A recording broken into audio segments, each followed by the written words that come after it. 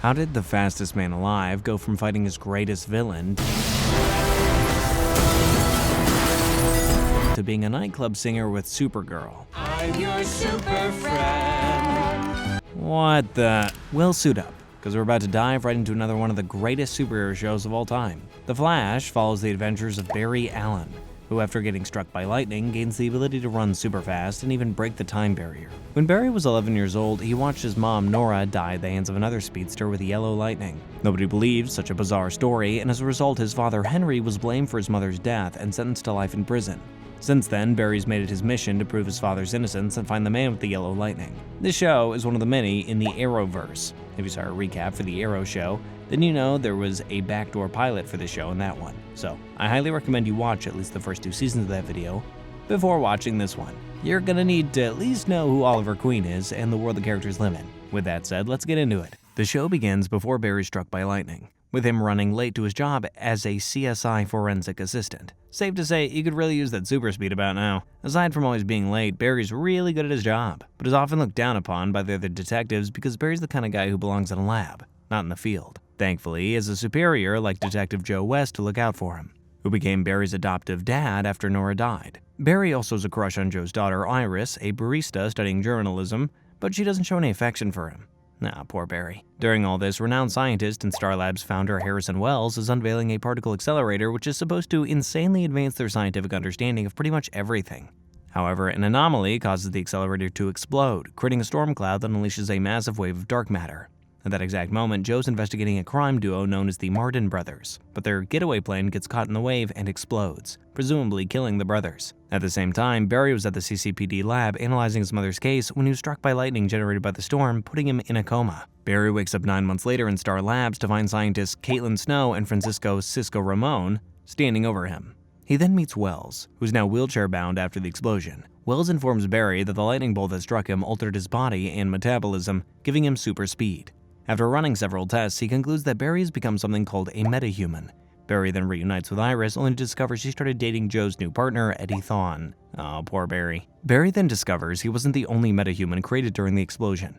As it turns out, one of the Martin brothers, Clyde, survived and has developed the ability to control the weather. Clyde goes on robbery sprees, and Barry wants to use his new abilities to stop him, but he fails. Barry tries to warn Joe that Clyde is still alive and has superhuman abilities, but Joe doesn't believe him. Barry then goes to Wells for help, but Wells doesn't want to risk the treasures within Barry's genetics, urging Barry to not play hero with his abilities. Feeling lost and hurt, Barry ends up running all the way to Starling City, where he meets his good friend from another show, Oliver Queen, also known as Green Arrow. Barry vents to Oliver that he's always wanted to do more and help people, but he's now dismayed because the first chance he got to be a hero, he screwed it up. Oliver sympathizes with Barry and encourages him to embrace his hero potential by saving people in a flash. Saving people. In a flash. Barry returns to Central City to stop Clyde and teams up with Caitlin, Cisco, and Wells, who has changed his mind about letting Barry be a hero to Central City. Now run, Barry, run! Cisco gives Barry a suit that can withstand the friction created when he runs fast, and together they defeat Clyde. Barry then reveals himself to Joe after saving his life, and Joe apologizes for not believing him. Joe also finally believes Barry regarding his father's innocence in killing Nora, and agrees to help Barry prove Henry's innocence. He then works with Barry and the new Team Flash to find and stop more metahumans like him that were created from the explosion. Metahumans. Gotta catch 'em all. The episode ends with Wells entering a hidden room at Star Labs called the Time Vault, where he casually walks out of his wheelchair and looks at a news article from April 25, 2024 titled Flash Missing, Vanished in Crisis, and then something about red skies. What could this mean? Who is Wells and how is he walking? The next episode has Barry take down a villain of the week, which, as a heads up, is most of the show. During this, Barry learns he becomes hypoglycemic when he runs too fast, meaning he has to ingest a lot of calories in order to maintain his energy level. Iris also begins to show an interest in Flash, unaware that it is Barry, and by interest I mean she's completely in love with the Flash. Not a lot happens in the next episode. Basically, Barry stops another villain of the week named NoHo Hank, Kyle Nimbus, sorry, wrong show, but a guy named Barry. Barry manages to defeat Nimbus and locks him up in Team Flash's new prison they constructed using the cavities of the damaged particle accelerator, which counteracts a metahuman's abilities. They later call this prison the Pipeline. It's then revealed in flashbacks that at the time of the explosion, Wells went into the Time Vault and viewed surveillance footage of Barry getting struck by lightning, meaning Wells already knew Barry was going to become the Flash. Pretty creepy. The next episode begins with a group of armed men trying to hijack an armored truck carrying a diamond on its way to a museum. Barry stops the robbery, but the men get away. One of these men is their leader with an affinity for gold, Leonard Snart, a man who comes from a criminal family of rogues. During this, Oliver's tech genius, Felicity Smoke, arrives in Central City to see how Barry's doing after hearing he awoke from his coma. She then offers to help Barry find Snart.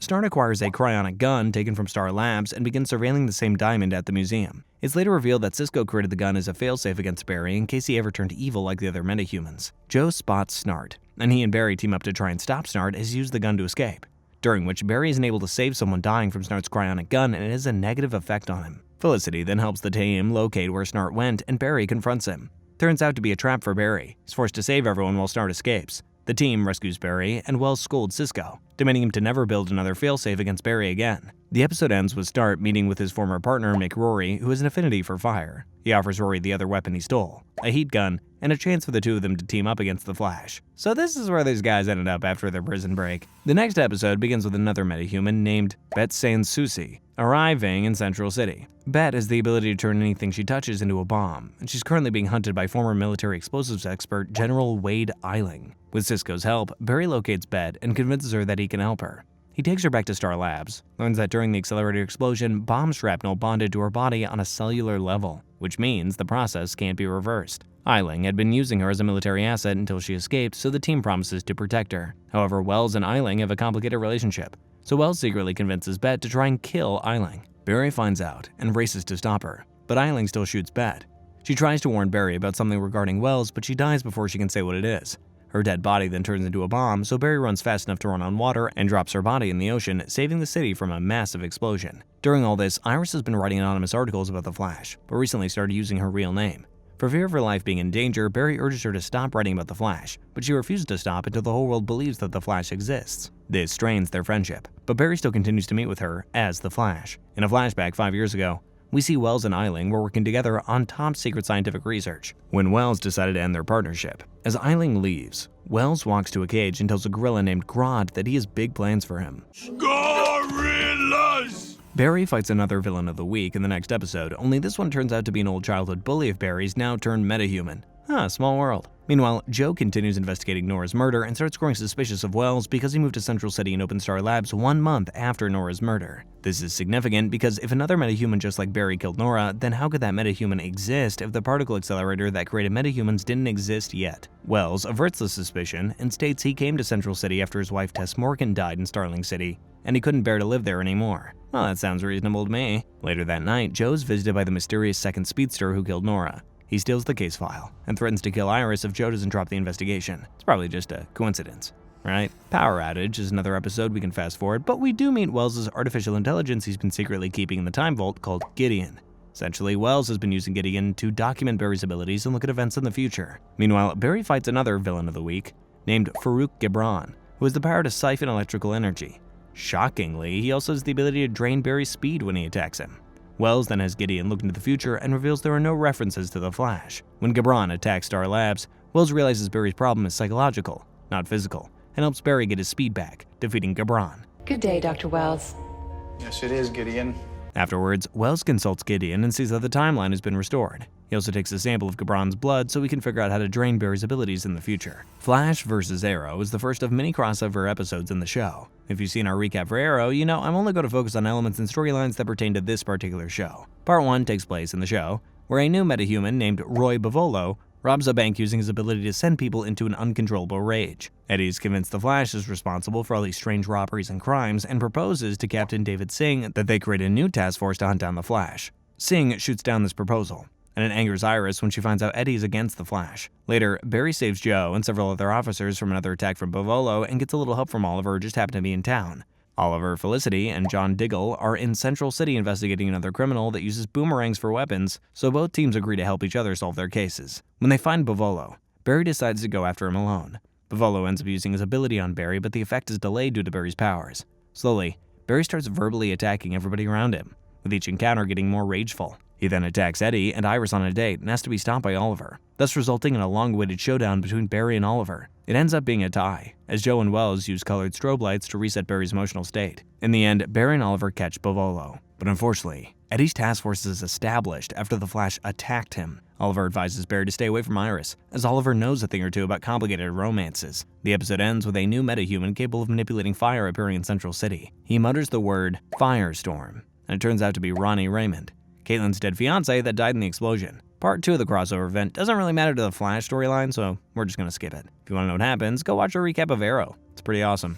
The next episode begins with Ronnie revealing to Caitlin that he's still alive. The explosion caused him to suffer from memory loss, so he doesn't understand what's going on. In other news, the yellow Speedster, aka Reverse Flash, appears and searches for tachyon particle technology at Mercury Labs, Star Labs' biggest competitor. Barry finds out he was right about someone else being present when his mom was murdered, but Joe urges caution in going after him because he's already threatened Iris's life. Later, Barry encounters Reverse Flash and chases after him. I don't know who you are! But you do, Barry. Reverse Flash easily defeats Barry, but not before revealing that they've been lifelong enemies. Barry then visits Henry in prison and tells him he found the man who killed Nora. Henry gives Barry some advice about moving on, and it gives Barry the confidence to confess his love to Iris. She doesn't say anything to Barry, as he pours his heart out, but she's not upset by the revelation. Afterwards, Wells finishes putting together a tachyon particle bait trap to lure Reverse Flash into a containment field. Reverse Flash takes the bait, but Wells assumed Reverse Flash was like Barry and built the trap with that in mind. Oh, I'm not like the Flash at all. Some would say I'm the reverse. Reverse Flash escapes and attacks everyone, including Wells, yet spares Eddie for some reason. Barry shows up to save them. However, Reverse Flash is still stronger than Barry and is about to kill him when Ronnie shows up and attacks Reverse Flash. Reverse Flash flees, and Ronnie urges Caitlin to not look for him again before fleeing as well. With the danger over for now, everyone decides to celebrate the holidays, with Barry choosing to let Iris be with Eddie. Cisco then informs Joe that after watching Barry and Reverse Flash fight, he realizes there were 2 Speedsters there on the night Nora died. The episode then ends with Wells going back to the Time Vault and revealing the Reverse Flash suit is stored there. He places the stolen tachyon device on it so he can temporarily recharge his Speed Force energy, meaning he's the Reverse Flash. Not only can the dude walk, he can run. In the next episode, Caitlin investigates what Firestorm is. She learns that a Dr. Martin Stein was the man behind the Firestorm Matrix, which is the molecular and genetic fusion of 2 individuals allowing for matter transmutation through a nuclear event. Sounds complicated, but basically, he can fuse people together, and sometimes it makes a big kaboom. Her contact then informs her that the army is covering up all knowledge of Firestorm, and that Stein has been missing ever since the explosion. She tries to investigate more, but she runs into Start and Rory, who are back in town for their revenge against the Flash. Despite this obviously being a trap to draw the Flash out, Barry confronts them, but in the process exposes himself to the public as more than just a red flash in a photograph. With a little help from Cisco and Eddie, Barry tricks the duo into crossing their streams, damaging their weapons and disabling the pair. Start and Rory are arrested and their guns are taken back to Star Labs. As they're transported to Iron Heights, Start's sister Lisa breaks them out, which was Start's plan all along. The next episode begins with Wells coming home only for a former protege named Hartley Rathaway to try and kill him with sonic technology, telling Wells he knows what he did. Wells has to use his super speed to save his life, and when Joe and Eddie investigate what happened the next morning, they find it odd that a man in a wheelchair was able to escape the danger so quickly. This leads to the 2 of them working together to investigate Wells. Later, Hartley attacks Rathaway Industries and Barry manages to stop him, but not before Hartley reveals to Barry that he knows Wells' secret. Hartley is imprisoned in Star Labs, and Wells comes clean regarding his secret, but it's not the big one. Before the particle accelerator exploded, Hartley warned Wells it would explode, but Wells chose to risk it because of the scientific potential. This causes the team to lose trust in Wells. After analyzing Hartley's sonic tech, Cisco realizes Hartley intentionally got caught so he could steal information from Star Labs pertaining to the frequency of Barry's molecules, so he can kill the Flash. Hartley then sets a trap for Barry and begins shredding his organs with the right sonic frequency. Luckily, Wells manages to disable Hartley's weapons, and Hartley's imprisoned back at Star Labs. However, Hartley doesn't believe he will be imprisoned for long. He informs Cisco he knows where Ronnie is, and how to save him. The next episode deals with another Villain of the Week storyline, so we're just going to cover the other subplot.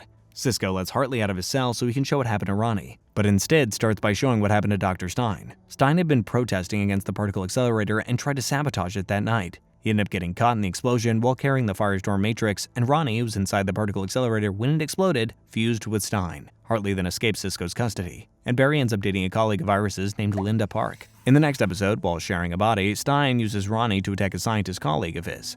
Barry and Caitlin manage to convince Stein to come back to Star Labs for testing, using Stein's wife Clarissa to convince him that he can trust them, during which Wells discovers that Ronnie and Stein's atoms are in conflict.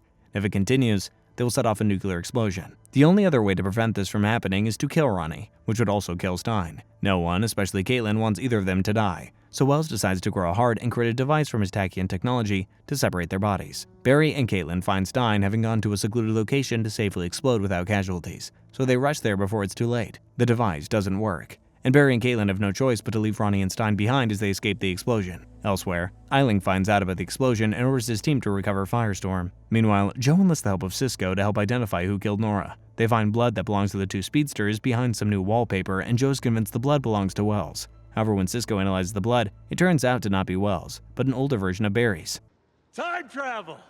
The next episode picks up right where we left off, with Barry and Caitlin escaping the explosion. Miraculously, Ronnie and Stein didn't die and were able to successfully separate. However, Stein realizes their minds are still partially connected, but they can't worry about that now because Eiling has found them. They escape. And later, Wells visits Eiling, who reveals he knows Barry's the Flash and demands that Wells give up Firestorm. Wells decides to give up Stein, who's tortured by Eiling until Barry and Ronnie save him. But during the escape, Barry's injured, and Stein and Ronnie are forced to reunite as Firestorm in order to defend Barry against Eiling's men. After the battle, the duo gain enough control that they're able to merge and separate on command now. However, they realize Eiling will keep coming for them, so they decide to leave Central City and learn more about their new powers. Meanwhile, Joe tells Barry about an older version of himself being present when his mom was murdered. This proves the concept of time travel, but Wells warns Barry there's a chance he could have been responsible for it happening and created a paradox. That must be a side effect of your incredible speed. Barry tells Joe he plans to travel back in time again to save Nora from Reverse Flash, but plans to not make the same mistakes he made in his previous attempt. During this, Wells kidnaps Eiling as the Reverse Flash and brings him to the sewers. There, a now psychic and more intelligent gorilla Grodd lives here after escaping Star Labs during the explosion. Grodd takes Eiling, dragging him into the depths of the sewer with his fate unknown. Out of Time begins with the revelation that Mark Martin, Clyde's brother, also survived the plane crash. During this, Barry and Linda end up double dating with Eddie and Iris at a bowling alley, and Eddie and Linda become jealous at how close Barry and Iris are. Mark questions the coroner that operated on Clyde and kills him when he doesn't give the answers that he wants. When Barry made his way over there, he saw what looked like another him running alongside him. What could this mean? During all of this, Iris had recently gotten a journalist job, but later learned she only got the job because of her blogs about the Flash. She's now tasked with only writing about the Flash, which doesn't sit too well with her. A colleague of hers, Mason, has teamed up with her and Joe in secretly investigating Wells, and Mason just discovered some information about Wells killing one of the show's past villain of the weeks. Iris tells Barry about this, who then tells Caitlin and Cisco, and Barry begins to believe Joe was right to be suspicious of Wells. During this, Mark attacks the police station trying to kill Joe but paralyzes Captain Singh instead. Cisco rechecks the containment field that failed to hold Reverse Flash. What's strange is that according to the data, there's no way that containment field should have failed. Cisco discovers everything in the containment field was an afterimage, like a mirage, one of Reverse Flash's abilities. Wells arrives and reveals himself not to be Harrison Wells, but Eobard Thawne, a relative of Eddie's from 136 years into the future who came back in time to kill Barry. He has since been stranded in the present ever since the day he killed Nora. Thawne also explains that he's pushing Barry to get faster so that he can use Barry's powers to return to his time, and he then murders Cisco to protect his secret. During this, Mark kidnaps Joe and forces him to watch as Mark creates a tsunami to kill Iris. Barry reveals his secret identity to Iris, just after they admit to romantic feelings for each other, and then runs back and forth across the coastline to create a barrier against the tsunami. But he runs so fast that he travels back in time to the day before, so Barry did see another him, but from the future. The next episode sees a confused Barry going about yesterday, finishing people's sentences and knowing things before they happen.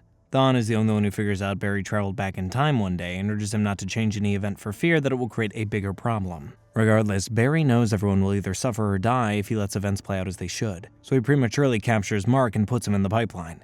Later, Cisco is approached by a beautiful girl, something that never happens to someone like Cisco, and it turns out to be Lisa, Snart's sister. Of course, it was too good to be true. Cisco is captured, and Snart forces him to rebuild the cold and heat guns and a third gun that shoots gold for Lisa. The three elements. Cisco refuses until Rory threatens to kill Cisco's brother, Dante. Cisco doesn't have a good relationship with his brother, but still makes the gun so Bro can live. During this, Barry breaks up with Linda and tries to go out with Iris, but she rejects his romantic approach because the mood is completely different from last time and Barry is being too forceful. Eddie finds out and punches Barry, and Barry begins to realize Thawne might have been right. Snart then forces Cisco to reveal Barry is the Flash and releases both Cisco and Dante. Barry goes after Snart and reminds him that even with his identity revealed, Barry is still more powerful than him. They reach a truce. Snart will not reveal Barry's identity, will no longer kill innocent people, and they will stay away from Barry's loved ones in exchange for Barry not locking him away in their prison. In the end, Eddie and Iris reconcile with Barry after Caitlin convinced them Barry was suffering from psychosis as a result of the lightning. Reverse Flash finds out Mason is trying to expose him, so he kills him and destroys the evidence. Mason's vanishing causes Barry to realize Joe might have been right about Wells. Tricksters says the team fight another villain of the week, except one of them happens to be the same character from the 1990 Flash show, The Trickster,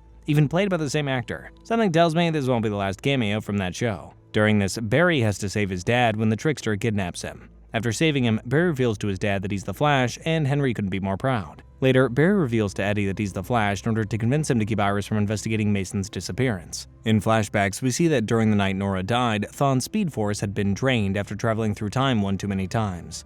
Thawne then found the real Harrison Wells and Tess in Starling City and killed them both before taking Wells' appearance using an appearance-stealing device. His plan was to develop the particle accelerator sooner than was originally planned and return to his timeline. Nothing important happens in the next episode other than some cameos from other shows and the team dealing with another villain of the week named Brie Larvin, who commands a horde of robotic bees.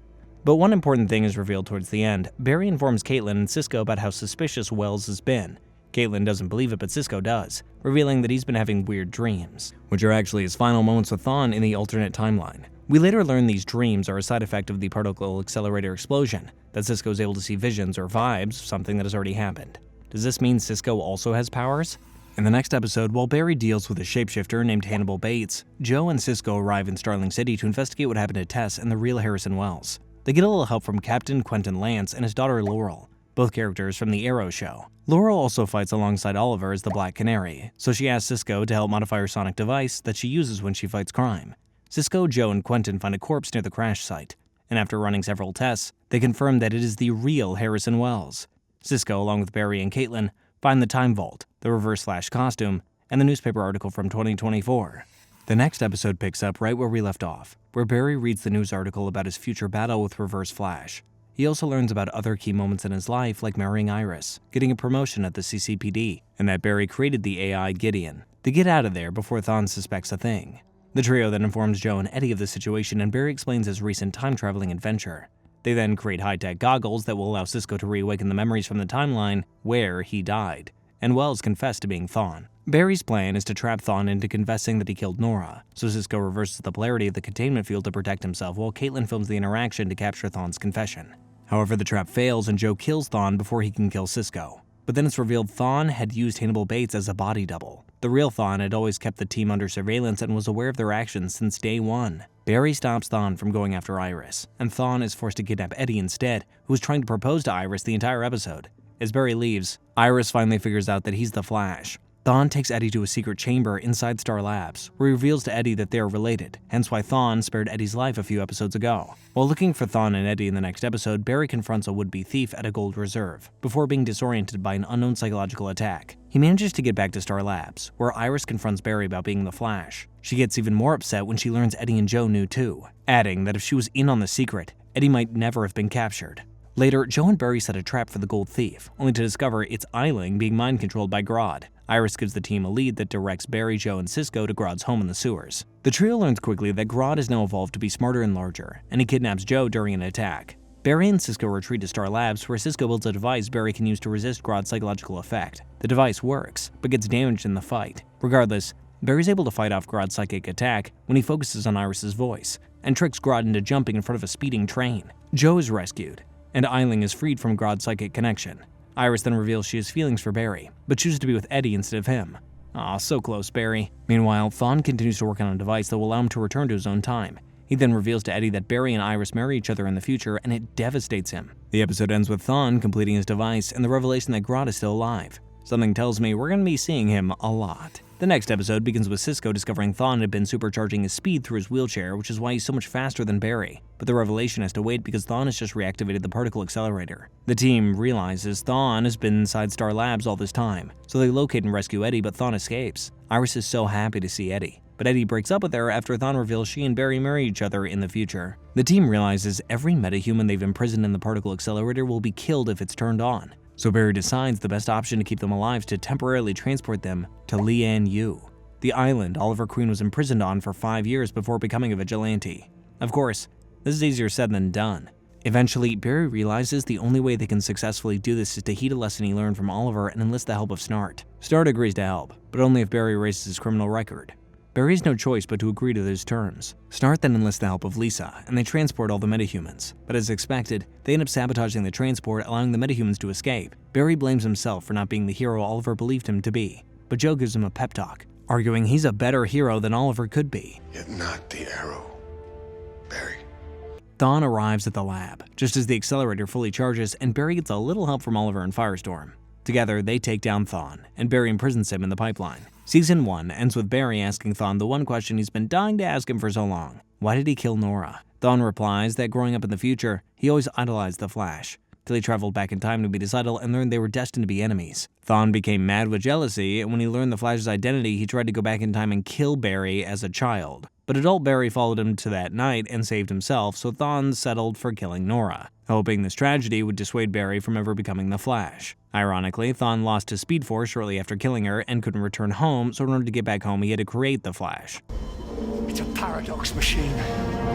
Thawne then trained Barry as Harrison Wells so that Barry could one day become fast enough to rupture the space-time barrier, creating a stable wormhole that would allow Thawne to return home. Thawne then promises to give Barry the chance to go back and save his mother if he helps him get back home. Stein cautions Barry that if he does this, he will alter the timeline, just like Thawne did when he killed Nora. Joe urges Barry to save Nora, despite knowing everything that's happened will cease to exist. In the end, Barry decides to go through with Thawne's offer, despite the risk of Barry accidentally opening a singularity. But before this happens, Caitlin and Ronnie decide to get married. Barry successfully creates a wormhole and travels back to the night Nora died. But when he's about to save his mom, his future self signals him not to. Future Barry rescues child Barry, and Thawne stabs Nora. Barry then gets the chance to have one last moment with Nora before she dies, and reveals to her that he's her son grown up. Back in the present, Barry returns to stop Thawne from returning to his time, and the two of them fight as the team shuts down the wormhole.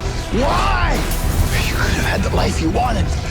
Thawne gains the upper hand, but then Eddie shoots himself before Thawne could kill Barry, making it so that Thawne can never even be born. This creates a time paradox, and a second wormhole appears, but the team can't shut it down as it turns into a singularity. The singularity begins to tear apart the city, pulling Eddie inside. Barry speeds into it in an effort to stop it, as the first season ends. Season 2 begins with Barry managing to destroy the singularity with little help from Firestorm. However, it tragically resulted in Ronnie's death. 6 months later, Barry operates alone, using his speed to repair Central City while being embraced as a hero. Cisco now works at the CCPD alongside Joe, and Caitlin works at Mercury Labs.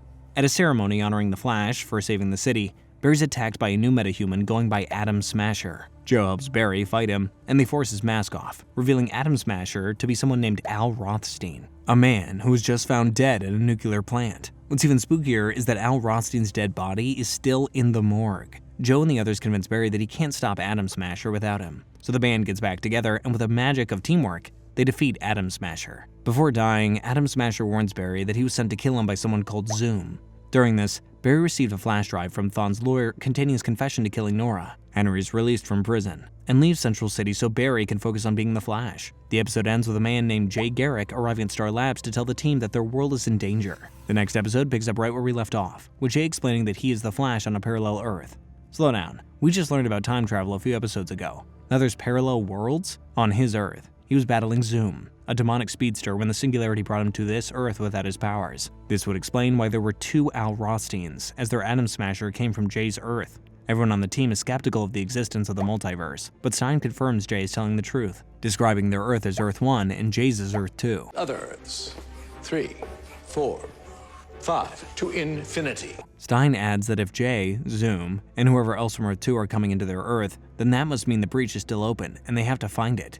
During all of this, Joe's created the metahuman task force within the CCPD and welcomes his new recruit, Officer Patty Spivot. Joe doesn't think she's qualified at first, but lets her join when he learns Mark Martin killed her father. Patty helps capture another Earth 2 metahuman with sand powers named Eddie Slick, during which she and Barry start hitting it off together. What is your question? Oh, to join your task force. No. However, they realize too late they captured the Earth 1 Eddie, not the Earth 2 Eddie, and he captures Patty. Barry can't stop someone who's made of sand, so Jay teaches Barry how to hurl lightning. Cisco then secretly uses telepathic power to find Patty's location. Stein finds out, but Cisco urges him to not tell anybody about his ability. Barry and Jay rescue Patty, and Barry uses lightning blast to turn Eddie into glass. Afterwards, Joe's estranged wife Francine arrives back in town, which is a big deal because Joe had told Iris and Barry she died 20 years ago. You got some explaining to do, sir. Stein then informs the team that despite closing the singularity, he located 52 breaches leading to Earth 2, with the biggest one within Star Labs itself. Suddenly, Stein collapses while he's explaining all this, and it's then revealed that the Harrison Wells on Earth 2 is alive and in charge of Star Labs. In the next episode, Lisa shows up asking for the Flash's help in rescuing Snart, believing he was kidnapped. The team tracks down Snart, only for Barry to discover that Snart is not kidnapped at all, but working with his father Lewis on some heists. Lisa is shocked by this, because Snart would never willingly work with Lewis. He was always abusive towards her when she was a child. Lisa has a hard time processing all of this, but gets some comfort from Cisco. During this, Joe reveals to Iris that her mother's alive, but he hid the truth from her because Francine was a drug addict. Iris forgives Joe for lying about her mother, but expresses anger towards Francine for abandoning their family. Eventually, the team discovers the reason why Snart is working with Lewis is because Lewis put a bomb in Lisa, threatening to kill her if Snart didn't help. So Barry decides to infiltrate Lewis's crew with Snart's help to find out what their next heist is. Barry pretends to be a tech expert, but Lewis shoots Barry when he isn't useful anymore. Luckily, Barry caught the bullet with his super speed before playing dead. Barry then confronts the duo as the Flash, right as Cisco manages to get the bomb out of Lisa. Snart then kills his father in retaliation and is incarcerated in Iron Heights. Barry visits Snart in prison, telling him that he doesn't have to worry about Snart revealing his secret to anybody because he now knows there's good in him. The episode ends with Lisa giving Cisco a kiss before leaving town. Jay creates a device to stabilize the singularity at Star Labs, allowing him to return home, but he chooses to stay to help Barry stop Zoom. And finally, Stein turns into Firestorm, but with blue flames. While they try to figure out what's wrong with Stein, Earth 2's Harrison Wells arrives at the lab through the breach. I'm sure this one is nice, right? The next episode begins with the team managing to temporarily stabilize Stein. Caitlin realizes that Stein needs to merge with a new person in order to survive, so the team looks for another candidate to replace Ronnie. Caitlin finds two potential candidates that were both affected by the dark matter when the particle accelerator exploded: a scientist named Henry Hewitt and a former high school football star named Jefferson Jackson. Caitlin believes Hewitt would be the better candidate because he's a scientist, but Barry believes Jefferson is because statistically, Jefferson is a better match. Hewitt is excited to merge with Stein, while Jefferson initially refuses because getting hit with the dark matter explosion broke his leg, destroying his chances of going pro. Hewitt tries to merge with Stein, but nothing happens. This makes Hewitt angry, and he leaves in a huff. However, when Hewitt tries to merge with Stein, he unknowingly activated his own metahuman powers. He starts terrorizing the city with his new powers, and it motivates Jefferson to willingly merge with Stein. You said I could fly, right? Damn right. So what do I do? Together, they help Barry take down Hewitt and save the day. Meanwhile, Iris finally meets her mom, who reveals she only returned because she's sick and has a few months to live. Iris doesn't care about this. She did some investigating and learned that Francine had always been hiding the fact that she has a son named Wally. Wally West, that is. Next, Stein and Jefferson leave town so they can learn how to better use the Firestorm Matrix. Before he leaves, Stein encourages Cisco to tell everybody about his vibe power. The episode ends with Barry being attacked by a giant humanoid shark monster from Earth 2 called King Shark. He's rescued by Wells using a device he took from Mercury Labs. The next episode begins with Wells, or as Cisco dubs him Harry to distinguish him from Thawne, revealing that he's responsible for creating the metahumans and Zoom on Earth 2. Not again. He came here to help Barry and the team stop them, adding that Zoom's goal is to wipe out every speedster in the multiverse until he's the only one left. So yeah, this Harrison Wells is actually a good guy, despite the fact he created the problem they now have to fix. During this, another Earth 2 metahuman named Dr. Light starts robbing banks, and she turns out to be Earth 2's version of Linda. Later, she tries to kill her Earth 1 counterpart so she can take over her identity and be free from Zoom. But she accidentally kills Linda's boss instead. Iris shoots Dr. Light's mask off with a gun, and they bring it back to the lab, where Harry reveals Cisco's powers to the team. Cisco vibes the mask to locate Light, and Barry defeats her when Harry teaches Barry how to create mirages of himself by running super fast. They lock Light up in the pipeline and plan to use her to lure Zoom out and defeat him for good. This was Harry's plan, and Jay, who really dislikes Harry, doesn't think it's a good plan, causing him to leave the team. Afterwards, Cisco asks out a cute new barista named Kendra Saunders on a date, and it's revealed Zoom has Harry's daughter Jessie held captive back on Earth 2, which explains why he's trying to help Team Flash stop Zoom. The next episode sees the team trying to figure out a way to stop Zoom once they lure him out. Unfortunately, Light escapes from her cell before they can come up with a plan, so Barry gets the idea to use their version of Linda to pose as Dr. Light and trick Zoom. Not a great plan. The team and Linda have doubts she can pull it off, so Barry reveals he's the Flash to Linda, showing her how much he trusts her because he already knows her. I mean, they used to date, so. Barry and Linda stage a fight near one of the breaches where Linda pretends to kill Barry. Their plan fails as Zoom already knew all about it and catches the team off guard when he goes after Linda. Barry rescues Linda and fights Zoom, but Zoom is faster and easily overpowers Barry. Zoom paralyzes Barry from the waist down and shows his unconscious body to the local news and CCPD before returning to Star Labs, striking fear into the hearts and minds of Central City. He then stabs Barry with his vibrating hand, but Cisco shoots him with a speed-dampening serum, hurting Zoom as he barely escapes. Lucky for Barry, he's able to slowly recover from his paralysis thanks to his increased metabolism in the next episode. However, he's still unable to use his powers due to the psychological trauma of Zoom exposing his defeat to the city. And I failed in front of all of them. Meanwhile, Grodd returns, using scientists to steal various chemicals in the hopes of creating more gorillas like him. Eventually, Grodd kidnaps Caitlin to help with his plan. Barry is still too traumatized to save her, so Iris contacts Henry, explaining what has happened to Barry. Henry helps his son overcome his fear, and it helps Barry regain his powers. Harry locates Grodd, then dresses up as Reverse Flash in order to trick Grodd into thinking his abusive father is still alive, as Thawne used to torture Grodd when he was experimented on. The plan works long enough for Harry to rescue Caitlin before they both escape. Barry then lures Grodd to one of the breaches, sending him to Gorilla City, a jungle sanctuary for gorillas just like him on Earth too. The episode ends with Cisco and Kendra having a date together when he accidentally uses his vibe powers on her, seeing Kendra as a reincarnated Egyptian princess with wings. Okay, what was that about? Legends of Today is another crossover episode with Arrow. Begins with a mysterious man named Vandal Savage arriving in Central City looking for Kendra so that he can kill her. Seems a little extreme. He even keeps calling Kendra Chayara and acts like he's known her for thousands of years. Barry saves her, but upon realizing Savage is too mystical of a threat for them to handle, he enlists the help of Oliver and Team Arrow in Starling City, now called Star City. Cisco tells Kendra about the vibes he's been seeing off with her wings, and figures that it must have something to do with why Savage is after her. Malcolm Merlin, one of Oliver's enemies, arrives with the League of Assassins to warn them that Savage is an immortal Egyptian priest from thousands of years ago. Before he can explain more, Kendra's kidnapped by a winged man, who introduces himself as Carter Hall but also goes by the name Hawkman, or Prince Khufu. He explains that he and Kendra are reincarnated soulmates, and for over a millennia, the pair have been destined to die, be reborn, and then find each other in each lifetime. And every time, Savage hunts and kills them, growing stronger each time he kills them. Man, poor Cisco. Merlin informs both teams that Savage plans on acquiring the Staff of Horus, a powerful weapon that will make him impossible to stop if he gets it. The team find the staff in Central City, but unfortunately Savage gets it before they can. During this, Kendra unlocks her wings, embracing who she is as Hawk Girl. Meanwhile, Caitlin and Harry create a serum called Velocity 6 that will temporarily increase Barry's speed so he can defeat Zoom. They ask Jay to be a test subject, but he refuses. During this, Patty sees Harry, thinking that it's Wells, and shoots him. Jay has a change of heart and saves his life by taking the serum and removing the bullet from Harry's body. Harry recovers, and Jay takes the serum out of his body, urging Harry to never use it on Barry. Part 2 begins with everyone hiding out in the farmhouse away from the city. Merlin orchestrates a meeting between Savage, Barry, and Oliver.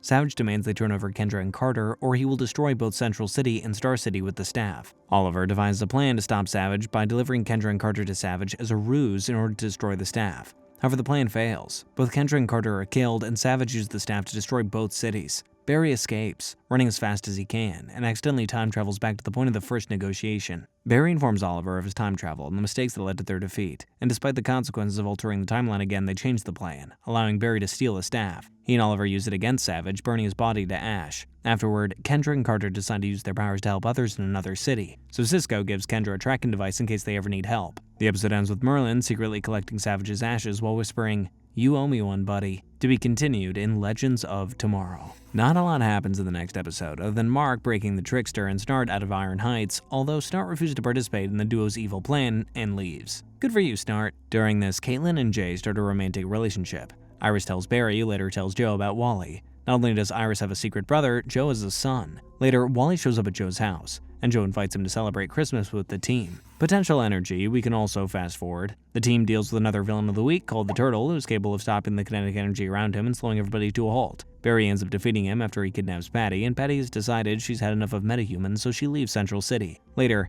Harry kills the Turtle by extracting a portion of his brain matter, and plans to use the Turtle's power to train Barry's speed. Meanwhile, Joe struggles to develop a relationship with Wally, learns that he's been street racing in order to earn money for Francine's medical bills. Caitlin discovers that Jay is dying of an illness caused by Zoom stealing his speed, so they vow to cure him by stopping Zoom and restoring Jay's speed. The episode ends with Thawne returning to their time, coming from a time before he went back in time to kill Nora. I smell an origin story. The next episode begins with the team discovering the Turtle's death. No one saw Harry kill him, but Jay's pretty certain Harry was responsible. During this, Cisco asks Harry for help controlling his vibe abilities, as sometimes they work, and sometimes they don't. So Harry dresses up as Reverse Flash and triggers an insane amount of fear and adrenaline in Cisco when he scares him. Cisco is then able to vibe when he touches Harry and sees that Thawne is back. Barry then finds Thawne at Mercury Labs kidnapping Dr. Christina McGee, the head of Mercury Labs, and playing the same character from the 1990 Flash show. Kinda cool. Thawne doesn't recognize Barry or his name, but only knows that he's the Flash. Basically, this Thawne was protected from being erased because he hadn't traveled back in time yet until now, also known as Timeline Remnant. One might say this is Thawne's origin story. A future villain in the show explains this better. The more you time travel, the less the rules apply to you. That doesn't make sense. Harry upgrades Cisco's vibe goggles and learns that Thawne is using Christine to help him build a portal back to his time. Barry stops Thawne from killing Christine and destroys the time machine. Thawne then tries to outrun Barry, but Barry manages to catch Thawne and imprison him in the pipeline. Unfortunately, Thawne being imprisoned causes a rupture in the timeline that threatens to kill Cisco. Because Cisco's fate is directly tied to Thawne, Barry has no choice but to release Thawne and send him back to the future by creating another wormhole, thus saving Cisco. During all of this, Joe and Iris say their goodbyes to a dying Francine, and Iris gets the chance to reconcile with her mother for abandoning her. Iris tries to get Wally to do the same, but he was still mad at his mom. He later changes his mind and asks Iris to come with him, slowly beginning to embrace his new family. Fastlane deals with another villain of the week named Joey Montalone, but a lot of important stuff happens to take him down, so I gotta cover it. Harry completes the device to drain Barry's speed energy and attaches it to Barry's suit, stealing a portion of Barry's speed the next time he fights Joey. Harry then gives the energy to Zoom, but he demands the rest, threatening to kill him and Jesse if he doesn't. During this, Harry and Barry figure out a way to close the breaches, and it's an unexpected bonding moment for them. Wally keeps street racing despite not needing money to pay for hospital bills, and Joey attacks him during the race. Barry manages to save Wally, but Iris is injured when Barry's too slow to save her. Harry feels awful for what he's done, so he admits to everyone that he stole Barry's speed. Barry and the others become angry at Harry, so Harry has to be sent back to Earth 2 and have Barry seal the breaches so Zoom can't re-enter. Despite being mad at Harry, Barry realizes Harry only did what he did to save his daughter, so he convinces the team to accompany Harry back to Earth 2 to rescue Jesse. The next episode begins with the team closing all the breaches except the one in Star Labs. Barry, Cisco, and Harry enter the last breach, arriving on Earth 2. But because this breach was the last one, an energy surge destabilizes the breach, straining the trio on Earth 2. Barry discovers his doppelganger works for CSI, but is not a heroic speedster or really very heroic at all. So Barry decides to impersonate him in order to get more information on Zoom. As he explores this Earth, he learns that Iris, whom he's married to, works for the CCPD, and that Joe is a singer. Who knew the guy had pipes? I guess that's one way to pay the rent. Nora is still alive in this Earth, and Barry gets the chance to hear her voice when she calls him. Barry also learns that Earth 2's Caitlin and Ronnie work for Zoom as Killer Frost and Deathstorm. Killer Frost is basically an evil version of Elsa from Frozen, and Deathstorm is basically an evil version of Firestorm. You know, couldn't be simpler. They learn that a breacher, Barry, is on their Earth, and they find Barry at Joe's club.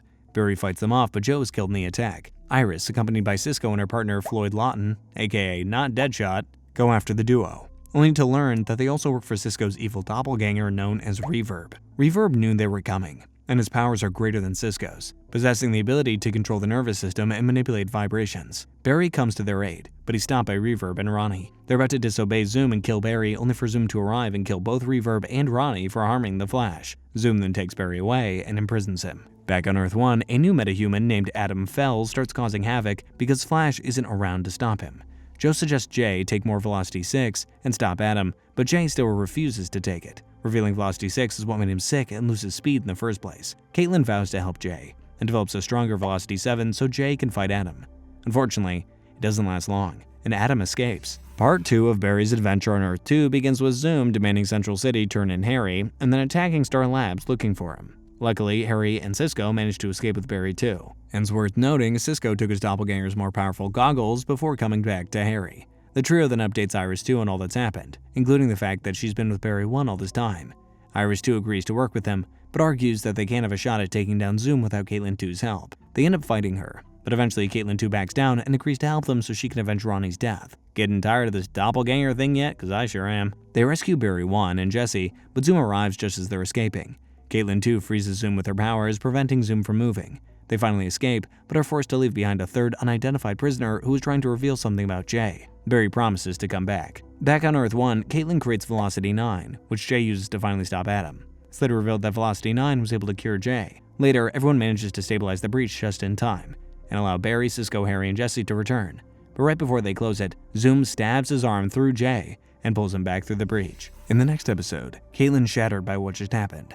Barry and the others want to go save Jay, but Harry informs them that they closed the breaches for good, so there's no going back. Harry also instructs Barry and Cisco to never reveal anything about the lives of their doppelgangers because their Earth 2 lives are not their lives. So for the next several days, everyone tries to move on from their experience with Earth 2, which is easier said than done. They get something to take their minds off Earth 2 when King Shark escapes from Argus custody and heads for Central City. John Diggle's wife, Lila Michaels, who's the new director of Argus after Amanda Waller was killed, arrives in Central City along with Diggle to warn Barry that King Shark is coming to kill him. As they look for King Shark, Caitlin becomes cold with everyone as she mourns Jay, and Cisco becomes scared. She's becoming Killer Frost. She later assures him that she's only dealing with her grief. Eventually, the team figures out a way to defeat King Shark when Barry creates an electrified underwater cyclone that captures him. Argus takes King Shark back to their prison, with Lila planning to find a cure for him. See, King Shark used to be a human named Shay Lambden. Before leaving, Diggle gives Barry some advice on handling grief, and he vows to open a breach back to Earth 2 and stop Zoom. The episode ends back on Earth 2 with the revelation that Zoom is a Jay Garrick doppelganger named Hunter Zolomon, meaning the Jay Garrick we knew was another time remnant also in on the plan. Trajectory is an episode we can fast forward through. Basically, the team goes into contact with another speedster named Eliza Harmon.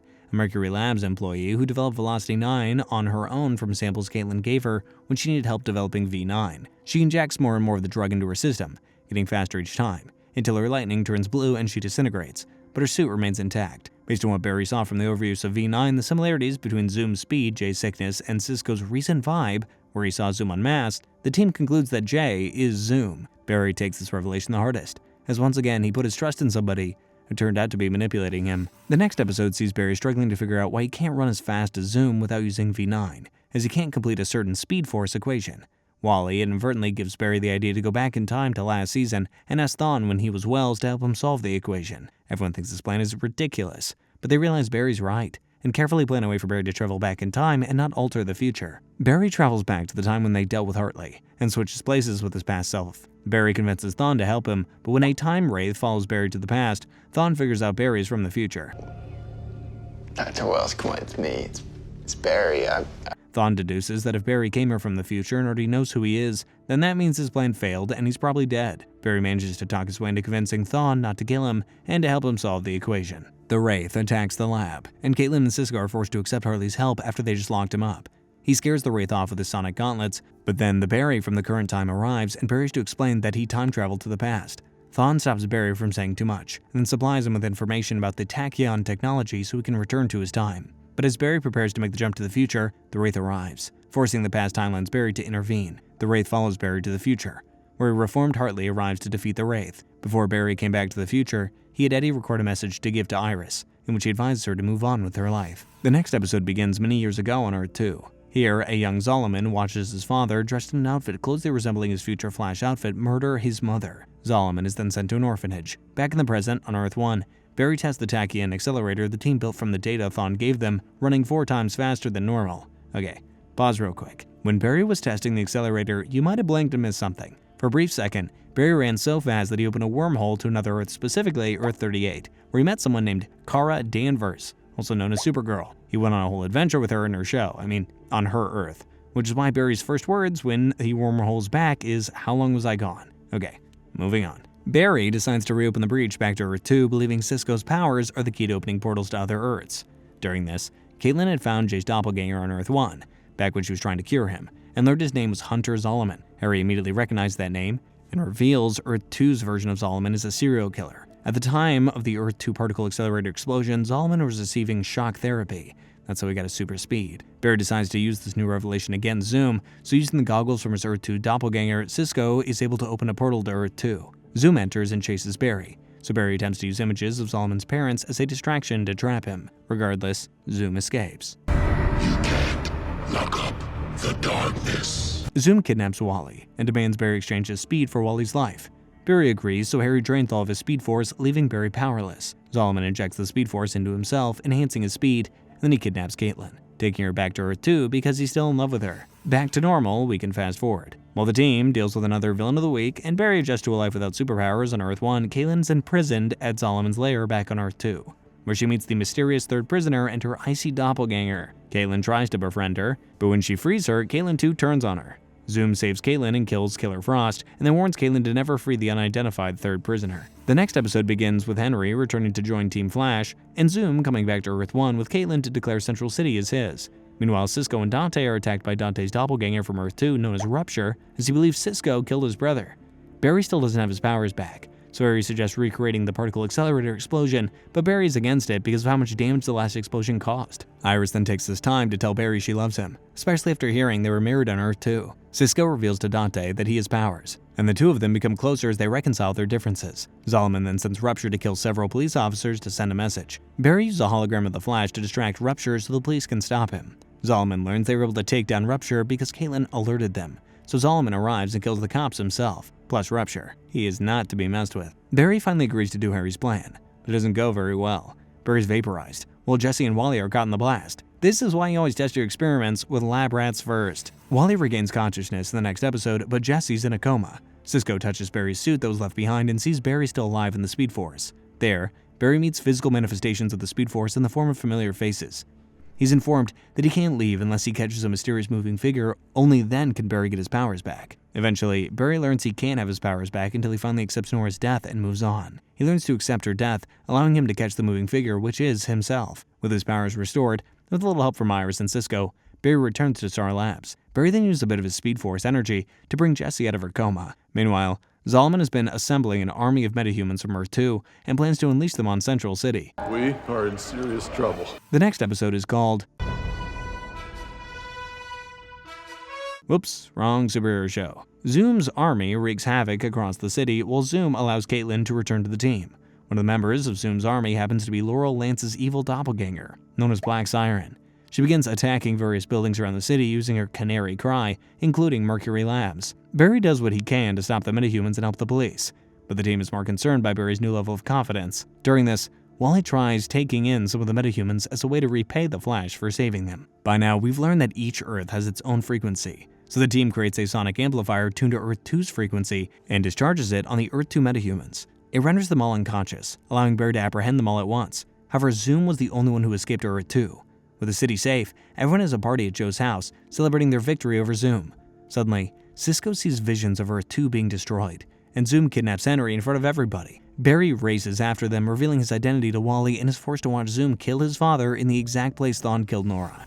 Season 2 ends with Zolomon escaping a vengeful Barry by creating a time remnant. Henry is buried next to Nora, and afterwards Zolomon returns to challenge Barry to a race to determine who's faster, threatening to kill everyone Barry loves if he doesn't. Harry discovers that Zolomon has a magnetar, a device that will destroy every Earth in the multiverse except Earth 1, which also requires both their speeds to power.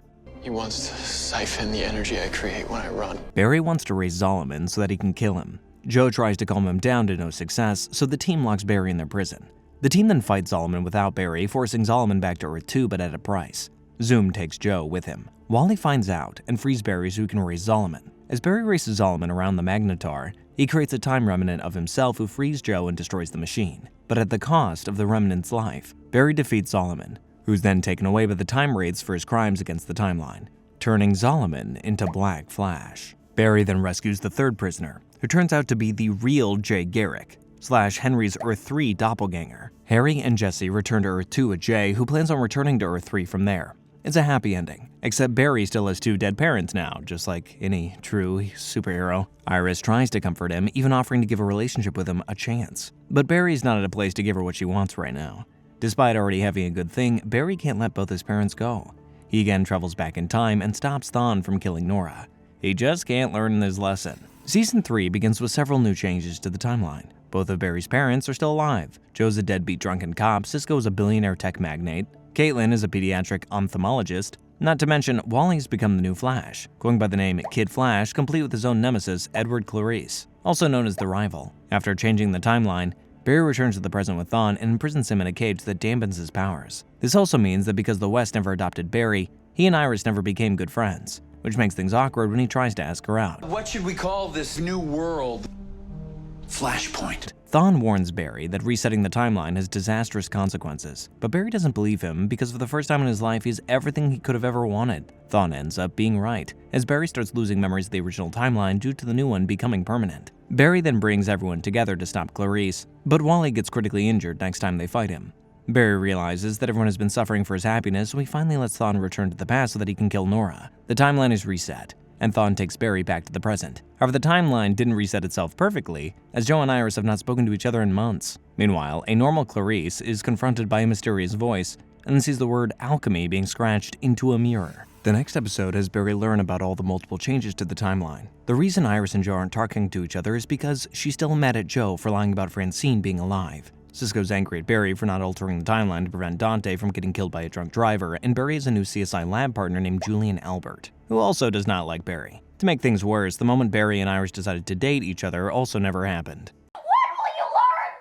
What will you learn? Barry decides to travel back and fix the damage, but he's intercepted by Jay, who tells Barry that the timeline never resets to exactly the way things were, that he has to learn how to live with his mistakes.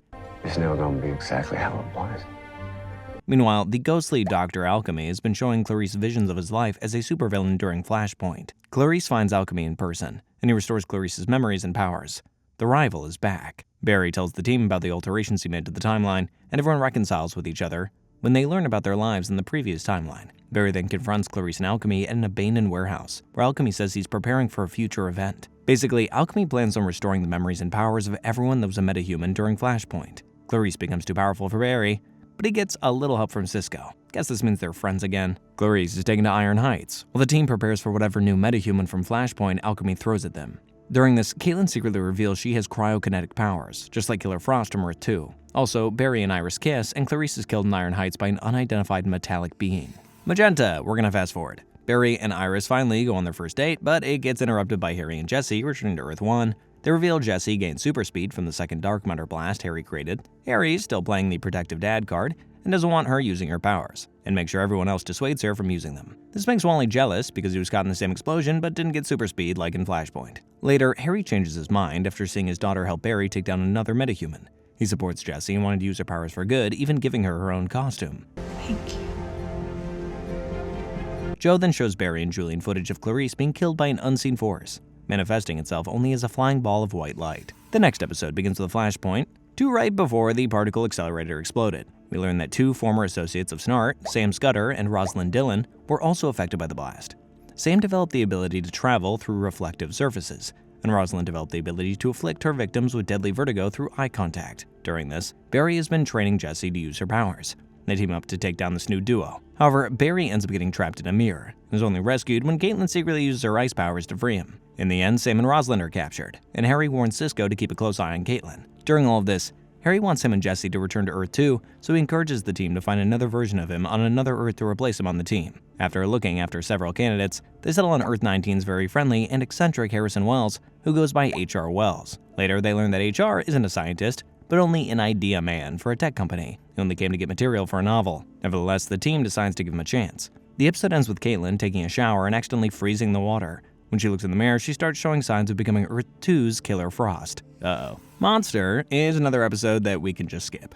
Barry and his New York partner Julian reconcile after being forced to work together to take down another metahuman of the week. Meanwhile, Caitlin visits her estranged mother/scientist Scarlet so she can learn more about her powers. Carla informs her that her powers are increasing and advises her to stop using them or else her condition will become irreversible. The next episode begins with Wally having dreams about himself being Kid Flash. This is cause for concern because this means Alchemy is trying to contact Wally, so Barry reveals who Wally was during Flashpoint. Wally learns everything, including getting stabbed by Clarice, but he isn't fazed by this revelation. Later, he begins hearing Alchemy's voice in his head, so the team locks Wally up in the pipeline for his own safety. During this, Caitlin reveals to Cisco that she has powers, and then asks him to vibe her future to see if she turns evil like Killer Frost. Cisco sees himself fighting Killer Frost in the future, and Cisco tries to assure her that not everything he sees in the future comes true, that he knows of. Also during this, HR reveals that he is a facial transmogrification device that allows him to walk around in public without the face of a criminal from this earth. Remember this, it will save somebody's life later on. Cisco then forces Caitlin to reveal to the team that she has powers, and Barry tells her that her powers are a result of Flashpoint. Alchemy is still able to contact Wally in the secure pipeline and starts painfully possessing him to come find Alchemy in person. Wally volunteers to lead the team to Alchemy so they can capture him and then stop the memories. Barry, Joe, and a SWAT team locate Alchemy and his acolytes, but then they're attacked by the metallic being, which turns out to be a speedster only Barry can see. During this, Alchemy lures Wally to pick up his fallen energy weapon and it encases Wally in a crystal cocoon. The speedster then reveals himself to Barry, calling himself Savitar, the Hindu god of speed and the very first speedster. The next episode picks up right where we left off. Alchemy gets away while Savitar viciously drags Barry across the city. Cisco and Caitlin arrive to rescue Barry and Savitar flees. During the fight, Joe managed to apprehend one of Alchemy's acolytes and tries to interrogate him to no success.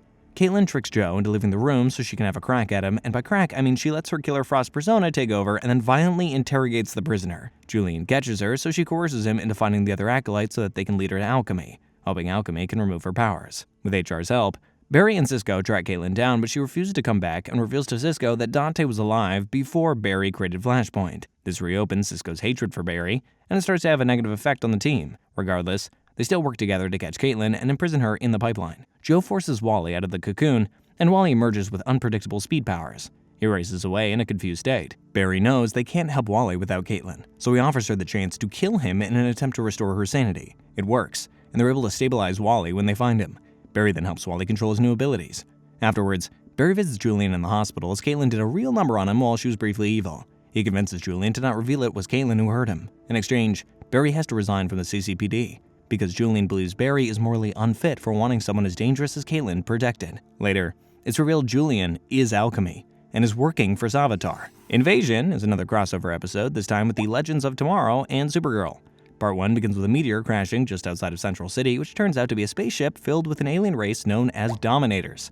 Lila arrives with Argus and informs the team that this isn't the first time the Dominators landed on Earth, as they landed back in the 1950s before mysteriously leaving. They had sent a message to Earth a few days prior saying they mean no harm to humans, but recent events have made them believe the planet is a threat. Knowing they can't defeat them alone, Barry assembles the original Team Arrow, Oliver's sister, Thea Queen, Supergirl, and the Legends.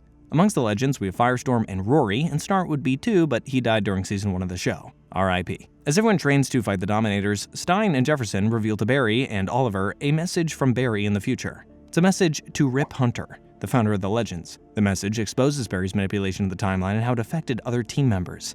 Barry and Oliver agree that they shouldn't reveal this message to everyone until after they've dealt with the alien threat, but later Cisco finds the message and reveals it to everybody. This causes the majority to no longer trust Barry, and Oliver gives Barry a lesson in moving on from losing the people that you love, as Oliver knows a lot about this. Later, everyone except Barry and Oliver become under the mind control of the Dominators and attack them. They get a little help from Wally, and Barry manages to lure Supergirl to the mind control device and destroy it, freeing everybody else. Everyone decides to trust Barry now, but right then, everyone that isn't a metahuman is abducted by the Dominators. Part 2, well, we can skip, as it mainly focuses on characters from the Arrow show. Basically, Oliver and everybody else that got abducted found themselves in a shared simulated reality, and then after escaping, discovered they were on the Dominator's mothership making its way to Earth. They were rescued by the Legends' time ship, the Wave Rider.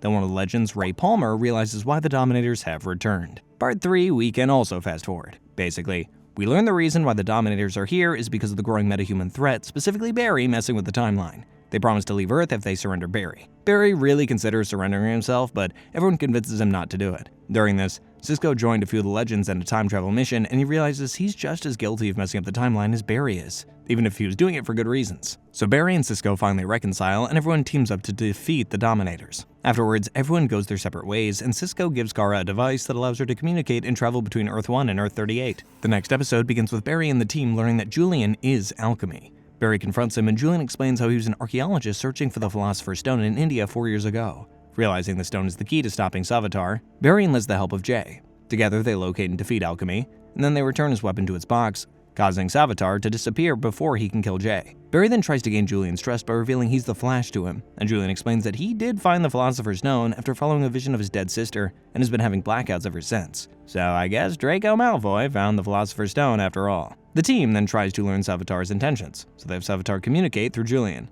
They learn that future Barry defeats and imprisons him, which is why Savitar is messing with past Flash. Savitar also prophesizes that one member of the team will betray them, one shall fall, and a third will suffer a fate worse than death. The team debates over whether or not Savitar was telling the truth, but just to be safe, they have Barry and Jay throw the box into the Speed Force. But in the process, Barry is thrown into a vision of 5 months into the future. He finds himself on Infantino Street, and in the distance, he sees himself failing to stop Savitar from killing Iris. This freaks Barry out, and Jay tries to reassure Barry that the future is not written yet. The episode ends on a positive note. Wally is given his own Kid Flash costume. Julian gets Barry's job back for him, and Barry buys a new apartment for himself and Iris. Merry Christmas. The next episode, we can just fast forward. Barry and Wally form a duo as they fight a jewel thief named Plunder. It's worth noting that Barry saw a news report about Plunder when he traveled to Iris's future death. Barry eventually reveals the future he saw to everybody but Joe, and the team decides to change the course of other events in order to prevent Iris's death. During this, HR has been trying to turn Star Labs into a museum. After several failed attempts, he finally succeeds. This is important because Barry learns the museum will close around the time of Iris's death, and Caitlin will become Killer Frost, including several other key events that they can look out for and try to change. When Plunder escapes captivity, Barry has Wally recapture him instead, hoping this will change the first event leading to Iris's death. The episode ends with Caitlin persuading Julian to join the team, and a mysterious bounty hunter named Gypsy from Earth 19 arriving looking for HR. In the next episode, we learn that Gypsy has powers very similar to Cisco's. She's here to take HR back to Earth 19 for trial and execution, as interdimensional travel is forbidden there.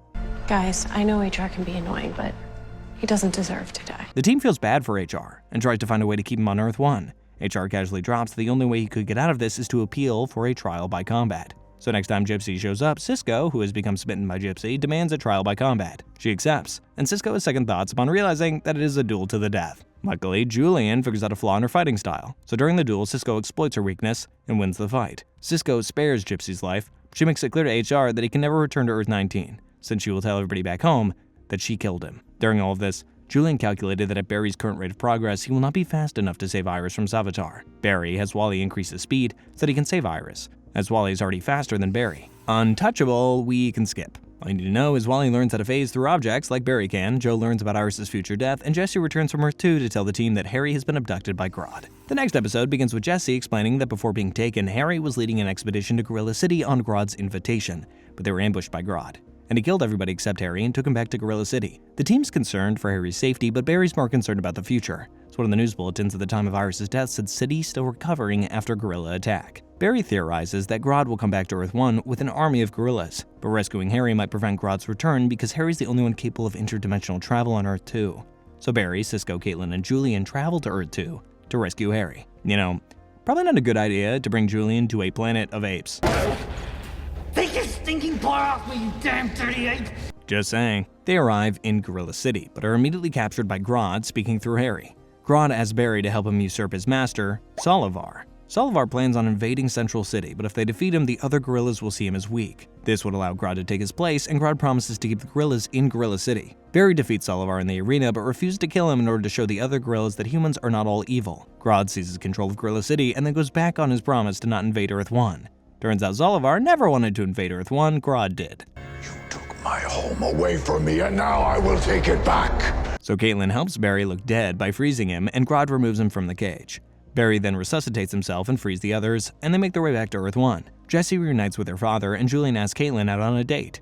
However, back on Earth 2, it's revealed Grodd has Gypsy as a prisoner, and convinces her to open a portal so he and his army can return to Earth 1. The next episode begins with Gypsy, controlled by Grodd, attacking Team Flash. When they subdue her, they learn that Grodd is already here with his army. So to prevent Grodd from hurting anybody, they use Cisco's powers to determine where Grodd will strike first. Cisco sees Grodd attacking the center of the town, but it turns out to be a distraction, as Grodd's main goal is to abduct an army general. The team figures out Grodd's plans on controlling the general to attempt a nuclear strike against the city. Barry manages to prevent the strike, so Grodd and his gorillas invade the city anyway. Barry and Cisco then enlist the help of Gypsy in bringing Solivar to Earth 1, defeating Grodd and helping Solivar assume his past leadership position. Barry then convinces Solivar to spare Grodd's life like he spared his, and Grodd is turned over to Argus while Solivar takes his army back to Earth 2. Another happy ending. Gypsy kisses Cisco before leaving, Harry lets Jessie stay on Earth 1 so she and Wally can be together, and Barry proposes to Iris, and she says yes. Aw, I'm sure they'll live happily ever after. Wait, how's their story end again? Oh yeah, that's right. The next episode begins with Wally finally reaching the required speed to save Iris from dying. However, Wally's more concerned with constantly seeing visions of Savitar. At first, they are nothing but harmless visions, but then Wally has a physical confrontation with Savitar. Wally confesses to the team this has been going on for a week, and Barry lashes out at him. Barry then decides to talk to Savitar again through Julian, and Savitar teases the idea that the Philosopher's Stone wasn't completely lost to the Speed Force. Turns out Caitlin kept part of the stone, hoping to use it to remove her powers. During this, Cisco and Wally vibe to the moment Iris dies, and Wally sees she doesn't have an engagement ring on. Wally then suspects Barry only proposed to Iris to change the future, not because he loves her, and Barry has a hard time admitting that they're right. This causes Iris to distance herself from Barry. Wally then starts having visions of Francine, but he sees right through the deception and knows Savitar is trying to manipulate him. He steals the stone fragment from the lab, creates a portal, and throws the fragment into the Speed Force, completely unaware the team just discovered Savitar is in the Speed Force. Savitar reverse psychologied him. Barry arrives too late, and sees the portal suck Wally in, trapping him in the Speed Force. Having successfully manipulated Wally, Savitar emerges from the Speed Force, informing Barry that Wally has now taken his place in the Speed Force. He fights Barry, taunting him by boasting he will not kill him before Barry watches Iris die. Savitar then stabs Barry with his arm blade, the same blade Savitar will kill Iris with. Barry breaks it off to escape, and the team manages to stabilize him. Joe's upset about what happened to Wally. Barry blames himself for letting his fear be responsible for everybody's suffering. The next episode sees Barry deciding to enter the Speed Force to rescue Wally. There he reunites with the physical manifestations of the Speed Force like last time, but they're not happy with him. He didn't use his speed wisely after they gave it back to him, and instead created the whole Flashpoint mess. So they push Barry to understand true sacrifice, that he must be the one to save Iris in the future, not Wally. Eventually, Barry is joined by Jay when Cisco informs him of the situation. They rescue Wally, and Jay volunteers to stay behind in Wally's place because a speedster must always remain in the Speed Force in order to maintain balance with the multiverse. Barry once again promises to come rescue Jay from his prison. Meanwhile, Jesse uses the armor shard Barry took from Savitar to locate him, and comes face to face with Savitar. She manages to wound him and he escapes, proving Savitar isn't a god but a man wearing a suit of armor. Later, she decides to go to Earth 3 and protect it until the team can free Jay from the Speed Force. Barry then admits to Iris that even though he loves her, he proposed to her for the wrong reasons, and suggests that they take some time apart.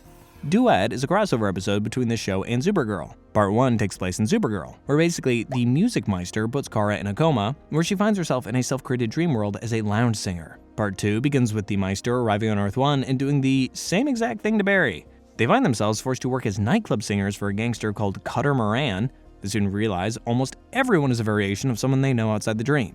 Meister shows up and tells them they're allowed to return to the real world if they follow the script. So the duo is forced to sing their way to the end of the musical, and this episode is not at all a reason for the two actors to prove why they were cast in Glee. Eventually, Barry and Kara are shot in the crossfire between two gangsters going to war. But luckily, Cisco's able to vibe them out and into the real world before they die. This allowed Barry to admit to Iris that he loved her, and gave Kara the chance to do the same to Daxamite, named Mon-El. They wake up in Star Labs, and Meister reveals that he just wanted them to realize their love for each other. Aww. Kara's team returns to Earth-38 while Barry and Iris move back in together. Barry then reproposes to Iris, this time for the right reasons, and she accepts. The next episode, we can just fast forward. After dealing with another metahuman from the 64th century named Abra Kadabra, Kaylin gets critically injured. Julian tries to save her, but when she flatlines, he realizes the only way to save her is to take the necklace keeping her Killer Frost persona in check off her neck. A necklace he gave her because the alternative was a pair of special handcuffs. However, Kaylin becomes Killer Frost and starts attacking the team, thus fulfilling another news article Barry saw in the future. Killer Frost goes on a rampage in the lab in the next episode and destroys the necklace that was neutralizing her Killer Frost persona. Barry comes to rescue Cisco, HR, and Julian, but Frost gets away. As the team tries to find her, Barry decides to travel to 2024 and learn how his future self defeated Savitar, or at least learn who's inside the armor. Upon arriving, Barry learns that Rosalind and Sam have taken over a now crime-ridden Central City. Cisco lost his powers after Killer Frost shattered his hands, HR became a successful novelist. Julian works at Iron Heights so he can tend to Killer Frost. Wally is catatonic with a shattered spine. Joey became very depressed after Iris died. And Future Barry is a recluse hiding at Star Labs. Future Barry was never able to save Iris, and doesn't know who Savitar is, so Barry decides to return to the past. However, Barry finds he's unable to time travel anymore. It's revealed later that Cisco is secretly using a device to prevent Barry from returning to the past, hoping Barry will stay and help put things right in this time period. Barry feels bad, so he reunites everyone from Team Flash. Together, they fight a stronger Sam and Rosalind, but they're still too powerful. But luckily, Future Barry saw Barry bring the team back together, and inspired him to finally help. Future Barry helps Barry defeat the duo, and then gives Barry information about a physicist named Tracy Brand who developed a Speed Force-based trap years after Iris's death. The episode ends with Savitar trying to recruit Killer Frost. She's reluctant at first until Savitar armor opens up and he steps out. Upon returning to the past, the next episode begins with Barry, Cisco, and HR meeting with Tracy, hoping she can make a trap for Savitar. But their meeting is interrupted by Killer Frost trying to kill Tracy. All four of them escape back to Star Labs, and the team shows Tracy the dark future. Savitar isn't happy Killer Frost isn't living up to her killer name, so she kidnaps Joe's district attorney girlfriend Cecily in exchange for Tracy. The team confronts Killer Frost, and Cisco manages to defeat her, taking a sample of her blood to hopefully cure her of her powers. But then Savitar appears and takes Killer Frost away. With Cecily rescued, Joe reveals to her that Barry and Wally are speedsters. HR and Tracy begin falling in love, and Tracy begins work building the trap for Savitar. During this, Barry has a revelation regarding Savitar's identity, considering how much Savitar knows about everybody. He confronts him outside the city, and Barry's proven right, as Savitar is a future version of Barry.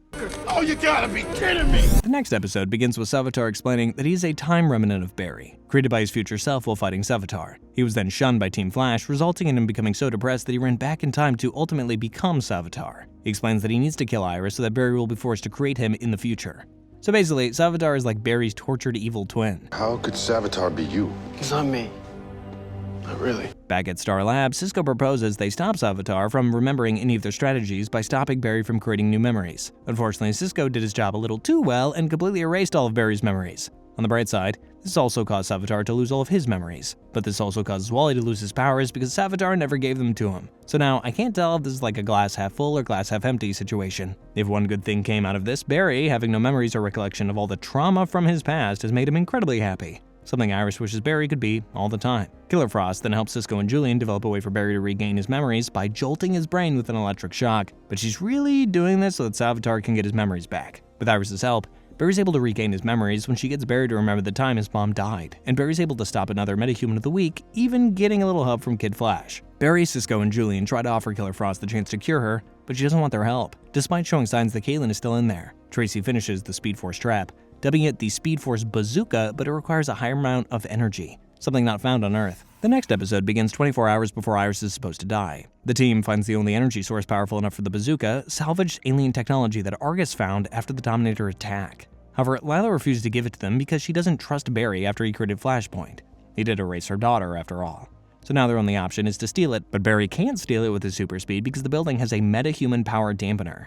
Barry realizes the only way they're getting the power source out of the Argus building is to recruit a thief, and there's only one thief that Barry trusts, Snart. Fortunately, Snart is dead, So Barry travels back in time to the year 1892 when Snart was with the Legends. Snart agrees to help steal the device, while Joe hides Iris from Savitar on Earth 2. Barry and Snart find the device. They discover Lila has King Shark guarding it. They put King Shark to sleep and steal the device, but it triggers an alarm and only Barry makes it out of the room before the door closes. Barry has a chance to leave Snart behind and escape, but instead, he stays behind to help Snart escape before he becomes shark food. Unfortunately, they take too long, and Lila arrives with a bunch of Argus soldiers. She then has a change of heart after watching Barry save Snart, realizing there is some good in Barry, and lets Barry have the device after all. Before Barry sends Snart back to where he found him, Snart advises Barry to use the goodness in him to defeat Savitar. Barry returns to Star Labs, asking about Iris, and HR accidentally slips that Iris is on Earth too. Wasn't really our Barry asking, but it was Savitar. Harry, Wally, and Joe try to protect Iris, but Savitar is too powerful and kidnaps Iris. Barry gathers everyone to Infantino Street, and they prepare to stop Savitar from killing Iris. Savitar appears with Iris, and Barry tries using the bazooka on him, but it doesn't work as Savitar counteracts it with the Philosopher's Stone. And then Savitar kills Iris, just like the future foretold. Or did it? Season 3 ends with the revelation that Savitar didn't stab Iris, but HR. HR wanted to redeem himself after revealing Iris' location to Savitar, so he swapped places with her using his facial transmogrification device. I told you it was gonna save somebody's life. Eventually, Savitar realizes he didn't kill Iris, so he kidnaps Cisco in the bazooka so that Cisco can modify the device into an interdimensional quantum splicer. This will allow Savitar to disperse himself throughout time and protect him from the paradox that threatens his existence. Because with Iris still alive, Barry won't get depressed enough to create the time remnant that became Savitar. Barry still thinks Savitar can be redeemed, so he meets with him and convinces him to come back to Star Labs with him before the paradox reaches him. It goes well at first, but Savitar is the only one smart enough to realize there's only one way the story ends. Savitar then wrecks the lab with the stone and orders Killer Frost to kill Cisco. Killer Frost doesn't hesitate, but luckily Cisco is saved by Gypsy at the last second. Savitar opens a portal into the Speed Force, and Black Flash exits, attempting to kill Savitar, but Killer Frost kills him. Savitar then has Killer Frost use the modified bazooka on him, but Cisco modified it as a skeleton key that frees Jay from the Speed Force prison. Barry, Wally, and Jay fight Savitar, while Cisco and Gypsy convince Killer Frost to abandon Savitar, even offering her the antidote Julian created so that they can cure Caitlin. Caitlin turns on Savitar, and Barry destroys Savitar's armor after phasing Savitar out of the armor. Barry then has the chance to kill Savitar, but he lets go of his rage and spares Savitar's life. Savitar then tries to kill Barry before Iris kills him, saving Barry. In the end, HR is buried, and Caitlin decides to not use the cure, instead leaving the team to discover her purpose. That night, an energy storm appears over Central City, caused by the Speed Force prison being empty. Remember what I said about balance? Barry decides to atone for creating Flashpoint and enters the prison, but not before giving a tearful goodbye to Iris and everyone on the team, entrusting them to keep Central City safe without him. Season 4 begins 6 months later with the team still keeping Central City safe like they promised Barry they would, but they've been struggling to do so without him. Everyone else misses Barry. Julian moved back to England, but Iris of all people refused to grieve the loss of her future husband. Later, a flying samurai arrives in Central City, threatening to destroy the city if the real Flash doesn't face him. Obviously, they can't bring Barry back without destabilizing the Speed Force, but then Cisco reveals he's figured out a way to bring Barry back and prevent that from happening. Iris is still against this, but Cisco gets to work behind her back. He convinces Caitlin to come back to Team Flash, who's been our own working as a bartender ever since she left and managed to control her Killer Frost persona. Cisco modifies the Speed Force bazooka to bring Barry back and trick the Speed Force into thinking that he's still there, thus keeping the balance. At first it doesn't work, but then a massive portal opens up near a busload of people and expels Barry out of the Speed Force. However, Barry's mind is scrambled as he rambles random statements and continually writes symbols on the walls. Cisco and the others try everything to fix Barry, but nothing works. It's only when Iris gives herself up to the samurai that Barry's mind is unscrambled and his memories are restored. He rescues Iris and defeats the samurai, who's revealed to be an android. With Barry now back, everyone celebrates, especially Cisco because he missed his best friend in Caitlin. However, it's revealed that Caitlin's been working for a mobster, Amunet Black, who's been helping Caitlin control her Killer Frost persona.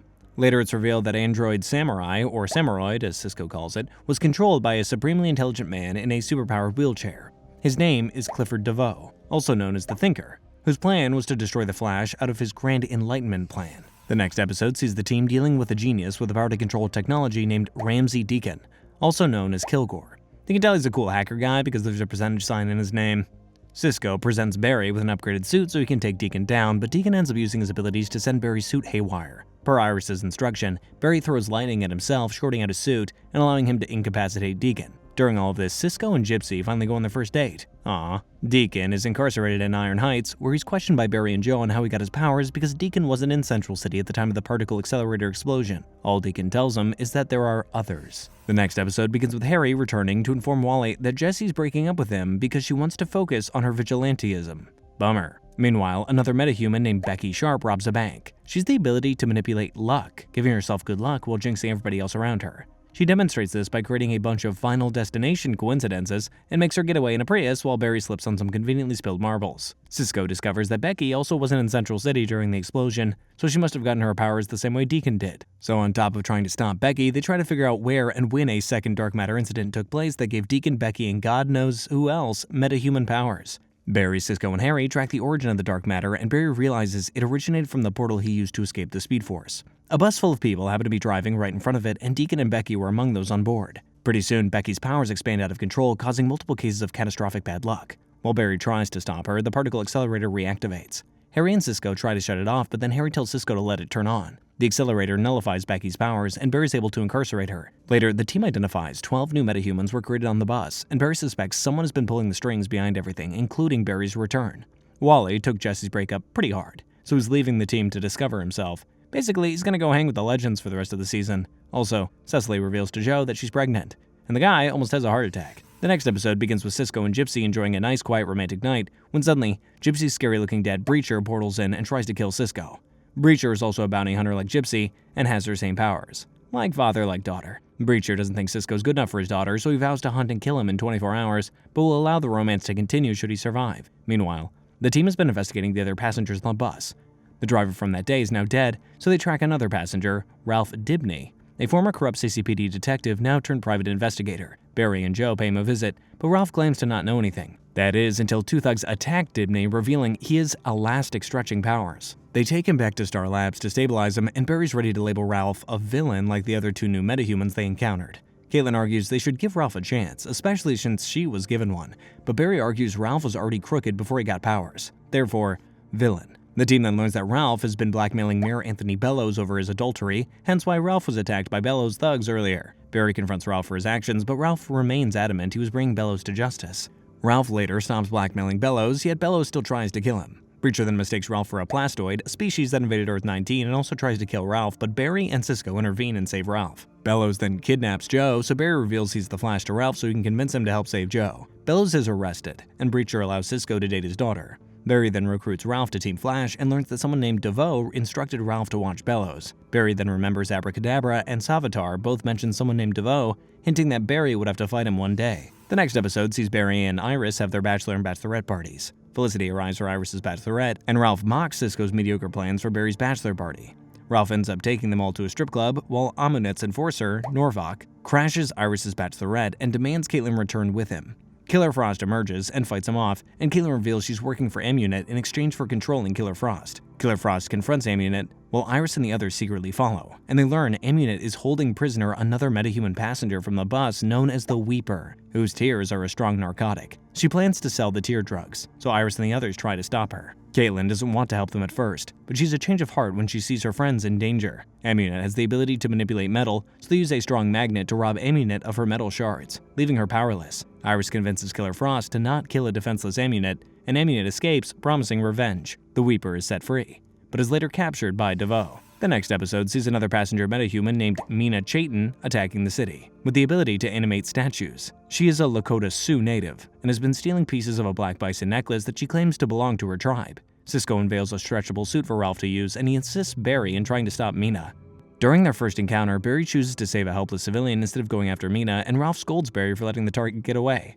Meanwhile, Cisco encourages Harry to make new friends, so Harry decides to make friends with a couple of his doppelgangers from alternate Earths, dubbing them the Council of Wells. They work together to figure out who DeVoe is, but instead they mostly spend the entire time trying to figure out how to begin a conversation. Barry and Ralph go after Mina again, where she attacks them with a caveman statue and escapes. Ralph chooses to go after her instead of helping people, and a little girl is injured in the process. Ralph regrets his actions, but is comforted by Barry. Mina goes after the last piece of the necklace held at a museum. Barry and Ralph confront her, where she brings a dinosaur skeleton to life. Barry captures Mina while Ralph redeems himself and saves a security guard from the dinosaur. Later, Ralph reveals he mailed the necklace back to Chayton's tribe before visiting the little girl in the hospital, using his abilities to entertain her.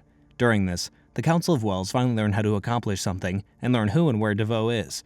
Barry and Joe arrive at DeVoe's house, finding an innocent middle-aged man in a wheelchair with his wife, Marlise. The next episode begins showing us flashbacks of DeVoe as a history professor at Central City University. He wasn't satisfied with himself and the world not being smart enough, so he created a thinking cap to improve his brain capacity. Marlise was an engineer, so she agreed to help build it for him.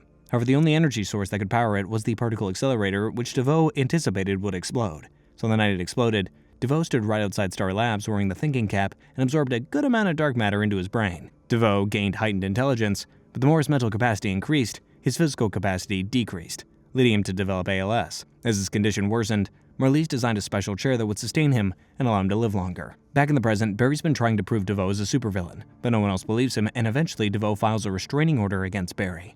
Regardless, Barry confronts DeVoe face-to-face one last time, and DeVoe reveals Barry was right, even already knowing that he was the Flash. DeVoe is revealed to be behind everything, including turning everyone on the bus into metahumans. Barry isn't scared by DeVoe, but DeVoe warns Barry that no matter what he does to stop him, he's already lost. Crisis on Earth X is another crossover event between Supergirl, Arrow, the Flash, and Legends of Tomorrow. Part 1 begins with everyone, and I mean everyone, showing up for Barry and Iris' wedding. Right before the wedding takes place, Barry's approached by one of the caterers who's very excited for Barry, but what's strange is she's talking to Barry as if they know each other, which she denies. I wonder who she could be. Unfortunately, the wedding is interrupted by a Nazi regime from Earth X. Earth X is basically a what if the Nazis built the atomic bomb before the Allies did parallel world. They're led by Dark Arrow and Overgirl, who turn out to be doppelgangers for Oliver and Kara. It's later revealed they're working with Thawne, wearing Earth 1 Will's face, and this version of Oliver and Kara are happily married. I think I'm going to be violently ill. In Part 2, we learn that the reason they are here is that they can steal a sublight generator known as a prism that will heal Overgirl's irradiated heart. Dark Arrow plans to use the prism, powered by Star Labs' particle accelerator, to create artificial red sunlight that can weaken Kara's invulnerability, allowing Thawne to transplant Kara's heart into Overgirl. Oliver's team, along with Harry, Killer Frost, Cisco, and Rory, are held captive at Star Labs, leaving Felicity and Iris as the only two people who can save them. While Oliver, Barry, Sarah Lance, Stein, Jefferson, and Kara's sister Alex are held captive in a concentration camp on Earth X. In Part 3, those that were taken to the concentration camp are about to be executed by Earth X version of Quentin Lance, when they are rescued by Snart's doppelganger Ray Terrell and the Freedom Fighters. The only way back to Earth 1 is through a temporal gateway, but is heavily guarded by Dark Arrow and Overgirl's forces. Eventually, everyone makes it back to Earth 1, but not before the Nazis send their doomsday device in the form of the equivalent of the Wave Rider through the temporal gateway between their two Earths. Part 4 begins with everyone that came back from Earth X rescuing everyone back at Star Labs, along with the Wave Rider crew. The Nazis then attack Central City, so our heroes regroup and mount a counter-assault. The doomsday device is destroyed, and Barry spares Thawne's life, allowing him to escape. So Kara carries her into space before it explodes. Oliver then kills a grief-stricken Dark Arrow. Everyone goes their separate ways after the battle, and Diggle, who just happens to be an ordained minister, weds Barry and Iris. Definitely a wedding that nobody will be forgetting anytime soon. The next episode begins with Caitlin being kidnapped by Amunet, who then forces her to perform surgery on another bus metahuman named Dominic Lance, with the ability to read minds. Dominic is an evil, so he and Caitlin team up to escape and are rescued by Cisco and Ralph. The team then celebrates Christmas, even inviting Dominic to join them. But Barry gets a security alert from his apartment. Upon arriving at his apartment, Barry gets a phone call from Dominic, who reveals Amunet re-kidnapped him and DeVoe transferred his consciousness into his body, including taking Dominic's ability. Barry then discovers DeVoe's original body dead on his apartment floor and realizes DeVoe just framed him for his murder. I mean, he already has a restraining order against him. The police arrive, and Barry lets himself get arrested, not wanting to leave Iris again. The next episode begins with Barry standing trial for DeVoe's murder, with Cecily representing him.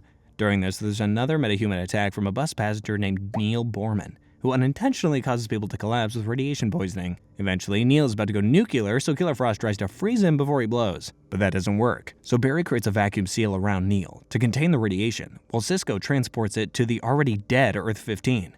This drains Neil, allowing Barry and the others to capture him.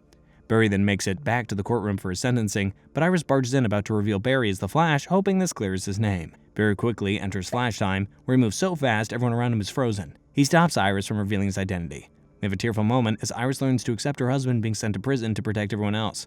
In the end, Barry's found guilty by the jury and sentenced to life in prison. He's taken to Iron Heights, where the warden Gregory Wolf locks Barry up in his dad's old cell. The Elongated Night Rises is a skippable episode. While Barry's behind bars trying to stay alive, Ralph takes his opportunity to rise to the occasion and become Central City's savior, taking down the Tricksters' partner, Prank. It's another cameo from the 90s show. And her son. After a rocky start, the guy proves he's a knack for being a hero, even getting an upgraded suit. Afterwards, Ralph and Cisco get coffee, where they meet the same mysterious excited caterer from Barry's wedding. She helps pay for their drinks, and as they leave, we see her writing in her journal with the same symbols Barry was writing when he first escaped the Speed Force. Seriously, who is she? The next episode sees Cecily developing telepathic abilities due to her pregnancy combined with the dormant dark matter in her cells from the particle accelerator explosion.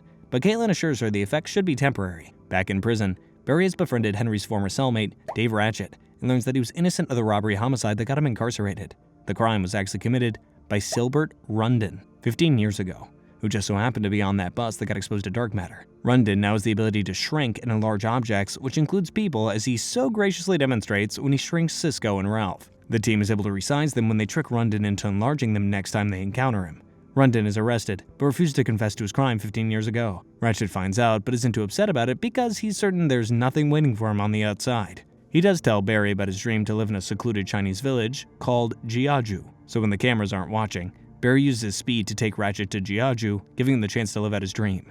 However, Wolf had a hidden camera that caught Barry using his speed, so the next day, he's Barry transferred to the private metahuman wing, intended to sell him to Amunet. In the next episode, we learn that Wolf also has Deacon, Becky, Mina, and Rundin, and also plans to sell them all to Amunet. This prompts Barry and the others to plan an escape. During this, Ralph learns he can shapeshift using his ability, so the team uses him to shapeshift into Wolf and free Barry. But when he confronts Amunet, he can't keep the charade up long enough and alerts Amunet and Wolf that something is up. Barry gets the metas past the dampeners, blocking them from using their abilities, but they're cornered by Wolf and Amunet. The metas prepare to fight them, but then Wolf reveals to them that Barry is the Flash, prompting everybody to turn on him because he's the reason they got locked up in the first place. Becky's the only one who stands up for Barry. She never wanted to be a villain, but then DeVoe appears and uses his upgraded chair to extract the meta's abilities before transferring his mind into Becky's. Amunet manages to escape, but DeVoe kills Wolf while Marlize watches in horror. They leave, and Cisco and Caitlin arrive to break Barry out. But Barry refuses to leave, only wanting to get out of prison legally so he's on the run for the rest of his life. I'm staying until you find a way to get me out of here legally. Later, Cecily is able to convince the judge to appeal Barry's case, and the judge releases Barry when Ralph wheels himself in disguise as the original DeVoe. Back at the DeVoe's house, their marriage has started to deteriorate, and DeVoe drugs his wife with the Weeper's tears to maintain her devotion to him. The next episode sees the team learning about another metahuman from the bus, Izzy Bowen, who has the ability to amplify sound waves with her violin. Barry, Cisco, and Ralph come to protect her from DeVoe, but Izzy ends up being the only one strong enough to harm DeVoe. The team convinces her to come with them to Star Labs so they can train her and keep her safe. Eventually, DeVoe confronts Izzy again and incapacitates Barry and Ralph when they try to save her. DeVoe then transfers his mind into Izzy's and escapes. The loss of Izzy gives Barry and Ralph a sense of determination to bring DeVoe down and save the 3 remaining metas. Enter Flashtime is a fun standalone episode, but because it doesn't advance the DeVoe storyline, we're just gonna skip it. Basically, there's a nuke in Central City courtesy of eco-terrorists, but Team Flash manages to stop the explosion with Speed Force shenanigans. Moving on. The next episode begins with a metahuman with fire powers robbing a bank, but when a bus meta named Matthew Kim touches him, his powers transfer to someone else named Jocko Birch. Thus, Kim's powers have the ability to transfer metahuman's abilities to another person. When Barry, Iris, and Joe confront Kim, he comes into contact with Barry and Iris, transferring Barry's speed to Iris. Uh-oh. With the roles reversed, Iris becomes the hero of Central City while Barry must learn to act as team leader, which is hard for both of them to adjust to. Later, Birch starts terrorizing the city with his fire powers. The team doesn't know what to do, so Harry uses his thinking cap he's been building recently after learning how DeVoe got his intelligence, and comes up with the idea for Iris to create a tidal wave to put the flames out. Birch is defeated, and Kim gives Barry back his powers from Iris after he joins the team. The episode ends with Harry using his thinking cap to learn the last 2 bus metas are Janet Petty and Edwin Goss. The next episode begins with a cameo from Jay and Silent Bob, who are being attacked by Janet, a metahuman with the ability to manipulate an object's gravitational pull. Barry and Ralph work together to stop Janet, and Ralph saves Barry from falling to his death by turning himself into a giant whoopee cushion. Classic Ralph. Meanwhile, Marlize figures out that DeVoe has been drugging her, but it's revealed that it is not the first time she's discovered this, as DeVoe wipes her memory each time. He then wipes her memory again. Poor woman. Later, Harry takes the thinking cap to the time vault to recharge it and activates Gideon. The next episode sees Team Flash trying to track down Edwin, which is hard because the guy's ability is creating folds in space to the pocket dimension. Back at Star Labs, Harry has created a tuning fork weapon that mimics Izzy's abilities and can defeat DeVoe. Harry came up with the idea using his thinking cap, and Joe is getting concerned with how addicting it is becoming. The team manages to track down the hippie community Edwin is a part of and bring him back to Star Labs to keep him safe. Later, DeVoe attacks Star Labs while Barry, Cisco, and Killer Frost are away, during which Harry overcharges his thinking cap trying to stop DeVoe and he collapses. DeVoe manages to take the abilities of Edwin, Janet, and Kim before transferring his mind into Ralph's body. The team tries to stop DeVoe, but he incapacitates them and alters Caitlin's DNA, removing the dark matter and Killer Frost before leaving. Defeated, the team mourns the loss of Ralph, as well as the bus metas they promised to keep safe. Back at his lair at the Pocket Dimension, DeVoe uses Ralph's morphing ability to assume his original likeness, while he and Marlize plan to create their Enlightenment machine. The next episode, we can fast forward. Harry learns that overcharging the thinking cap has damaged his brain, and now it's degenerating. He tells Cisco, so the two of them find a way to safely boost the thinking cap. DeVoe becomes so consumed by his god complex that he rejects any human emotion, even if it comes from Marlize. Marlize soon realizes this is DeVoe's weakness, and it causes her to doubt him. During all of this, the team is able to secure Neil in an Argus facility, as he's the last metahuman DeVoe needs. They get a little help from Earth-X Snart, and Snart helps Barry grieve Ralph's death. While DeVoe gathers the technology to build the Enlightenment machine, the team tries to trigger Killer Frost's powers in Caitlin after she discovered she still has them. They fail, and Cisco forces Harry to reveal to the team what is happening. Gypsy comes to aid the fight, but really it was to try and convince Cisco to take her father's position as Breacher because he retired. Cisco doesn't want to because he's tired of having a long-distance relationship and wants Gypsy to be here with him. Sadly, they both realize they can't force the other to leave their lives behind, so they decide to end their relationship. The team then tracks DeVoe and Marlize as they're stealing computers required to power the machine and confront them. DeVoe easily incapacitates them and starts choking Gypsy to death until Marlize pleads with them to stop. The team learns that DeVoe plans on using the Enlightenment machine to launch dark matter towards Earth, reverting all of humanity into a simplified state, similar to what Harry has become, so he can lead humanity on the true path to enlightenment. Back in his lair, Marlize decides to leave DeVoe, encasing his chair in a force field so that DeVoe can't stop her from leaving. During this, the team throws Cecily a baby shower, and the mysterious girl from earlier brings a gift for her before leaving. And by leave, I mean she uses speedster abilities. Who is this girl? The next episode sees the team learning that DeVoe plans on using 5 satellites to distribute the energy for his Enlightenment machine. The problem is they have no way of finding which satellites he's using, let alone use a weapon that doesn't involve tech to shoot them down with. That way, DeVoe can't stop them with Kilgore's powers he absorbed. Harry decides to consult the Council of Wells for a solution to their problems, but he ends up getting expelled from the council when they find out about Harry's brain damage. So Cisco proposes Harry create a new council, the Council of Harrisons. Ironically, the Council of Harrisons turns out to be all the other rejects that got booted out of the Council of Wells, just like Harry. How does the saying go? Broken people bond? But they do help Harry realize that Marlize leaving might have an effect on DeVoe's plans because he no longer has his support system. Meanwhile, Caitlin realizes the only weapon that can destroy the satellites and be immune to DeVoe's tech powers is Amunet's metal shards. The team argues that this is a bad idea, given all the pain and misery Amunet has caused them, but Caitlin vouches for her, comparing Amunet to her relationship with Killer Frost. Amunet turned out to be a little hard to find as she disappeared after her deal with Wolf didn't end so well, but the team managed to find her. She offers to help them, because people becoming dumber would be bad for business. So she takes them to her secret stash and constructs a bomb for them to use against the satellite. During this, Amunet reveals the splicer she used to prevent Killer Frost from emerging never worked. Therefore, Caitlin was able to control Killer Frost the whole time and should be able to unleash her whenever she wants. The power was inside of her all along. Later, Iris posts an article revealing DeVoe's plan, prompting everyone in Central City to report DeVoe's sightings, which Iris believes will hamper his ability to remain undetected. The next episode begins with DeVoe infiltrating the Argus facility holding Neil, disguised as Diggle. He kills most of the security except for a few hostages, and plans to overcharge and kill Neil to act as a nuclear battery for the satellites. Barry runs to Star City and brings back the real Diggle so he can reveal the location of the secret facility, but they soon realize they can't stop DeVoe without killing the hostages. Cisco and Caitlin solve this problem by having Barry train them in Flashtime so they can save the hostages, allowing Barry to follow DeVoe through the breach before Neil explodes. Miraculously, after much trial and error, the trio is able to rescue each hostage, and Barry is able to follow DeVoe through the breach and destroy one of the satellites with Amunet's bomb. However, DeVoe doesn't seem fazed by this setback, as if he anticipated it. DeVoe ends up taking control of Star Labs and uses its satellite to replace the destroyed one. He then initiates the Enlightenment Protocol in the Time Vault. During all of this, Caitlin triggered a repressed memory from her childhood, and as Cisco vibe her back into the memory where she discovers Killer Frost was already part of her before the particle accelerator exploded. Also, Harry and Iris are able to find Marlize, and she decides to sign with them after realizing DeVoe wants to make everyone stupid. Season 4 ends with the beginning of the Enlightenment. Cecily starts going into labor at the worst possible time, but this actually proves beneficial as one side effect of going into labor allows Cecily to take on the personalities of the people around her. So Marlize uses Cecily's powers to send Barry into DeVoe's consciousness and find the good left in him. Barry enters DeVoe's mind and finds Ralph is still alive because DeVoe is still inside Ralph's body. Together they find the good part of DeVoe dead. DeVoe figures out what they were doing and attempts to keep them from reaching the nexus of his mind. He multiplies himself to fight Barry and Ralph while DeVoe tries to stop Team Flash into a pocket dimension in the real world. Luckily, Barry and Ralph manage to reach the nexus right before DeVoe is about to kill Cecily.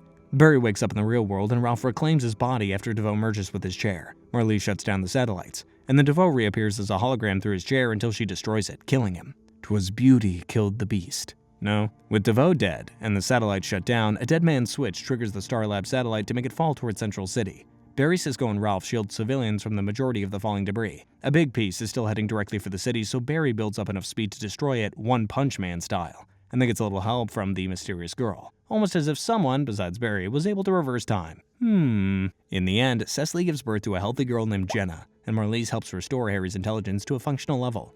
He then returns to Earth 2, having found the balance between his intelligence and feelings inside of him, which will allow him to be a better father to Jesse. As everyone celebrates, the mysterious girl we've been seeing throughout this season reveals herself to Barry and Iris as their future daughter, Nora. Nora's a speedster known as XS and has the ability to reverse time by running really fast. She also claims to have made a big mistake. Uh-oh. Season 5 begins with Nora explaining that her helping Barry destroy that last piece of satellite debris was a big mistake, and now she can't run fast enough to time travel back to the future.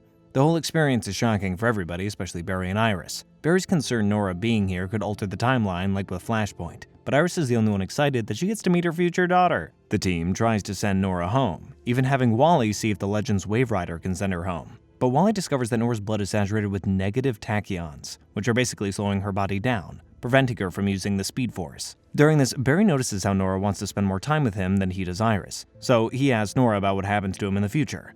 Nora reveals that after 2024, when she was just a baby, Barry disappeared, hence why she traveled back in time to meet him. Nora also reveals she intentionally subjected herself to negative tachyons so she could stay with him longer, which can easily be removed from her body. Barry realizes she did this so she could finally get to know her dad. It's a pretty emotional moment for him. Afterwards, a new metahuman named Gridlock, who's able to harness kinetic energy, causes a plane to drop out of the sky. Barry, Wally, Cisco, and Nora team up to save it, but not before Nora provides Barry with a ring that can automatically become a flash suit. Kinda cool. Together, they phase the plane through buildings so it lands safely in the river, which is a bonding moment for Barry and Nora because she didn't know how to phase till now. With the day saved, Barry allows Nora to stay for a bit. According to Wally, there are some historical moments that are soft, which won't affect the timeline if they're altered in some way. Oh, well, isn't that convenient? So as long as they only change those, everything should be fine, right? Gridlock is then transported to prison, but while en route, the convoy is attacked by a masked assailant known as Cicada. He kills Gridlock with a lightning-shaped dagger, but not before saying he plans to wipe out all metahumans. The next episode begins with Nora revealing the truth to everybody about her self-inflicted tachyons and Barry disappearing in the future. The news is shocking, but Iris remains strong since this is nothing they haven't faced before.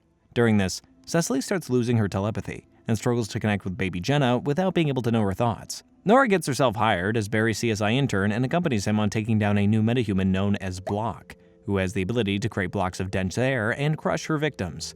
While trying to stop her, Cicada stabs Block, but Nora manages to speed her away from the scene.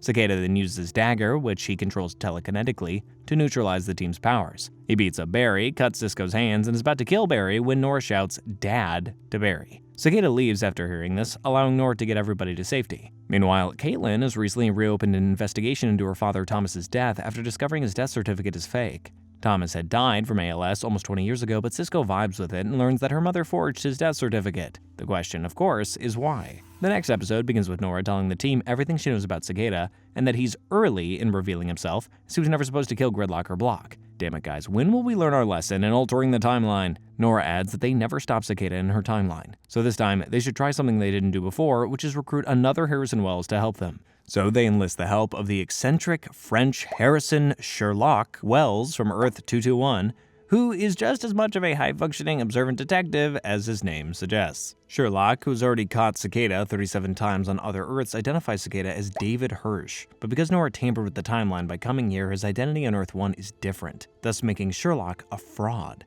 Cicada ends up attacking Joe in his home to lure Cisco to him, and Cisco is forced to take the bait to protect Cecily and Jenna. Cisco breaches to a random forest, but is unable to breach himself back. Cicada catches and stabs him, but then breaks his arm before Barry finds him. Nora rescues them before creating an explosion that seemingly kills Cisco.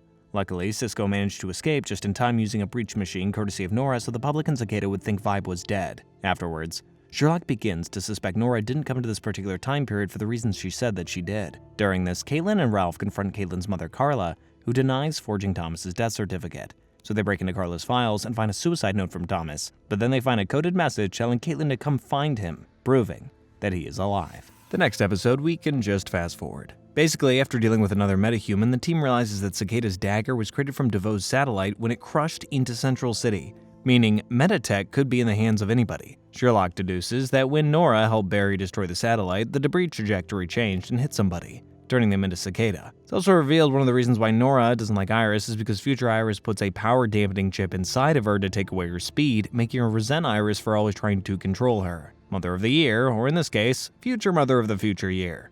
In the future. The next episode, we can also fast forward as the team fights a scary contortionist metahuman named Ragdoll. Basically, Nora's still mad at Iris, but after dealing with another metahuman, they're able to reconcile with each other and become closer. Meanwhile, Cisco and Sherlock join Caitlin and Ralph in trying to find Thomas, and track him to a university office in Chem Lab, which just so happens to be Stein's old office. But Cisco has to vibe each time they unearth a clue to finding him, and Cisco isn't fully recovered from his encounter with Cicada. Eventually, it becomes too much for him and he collapses.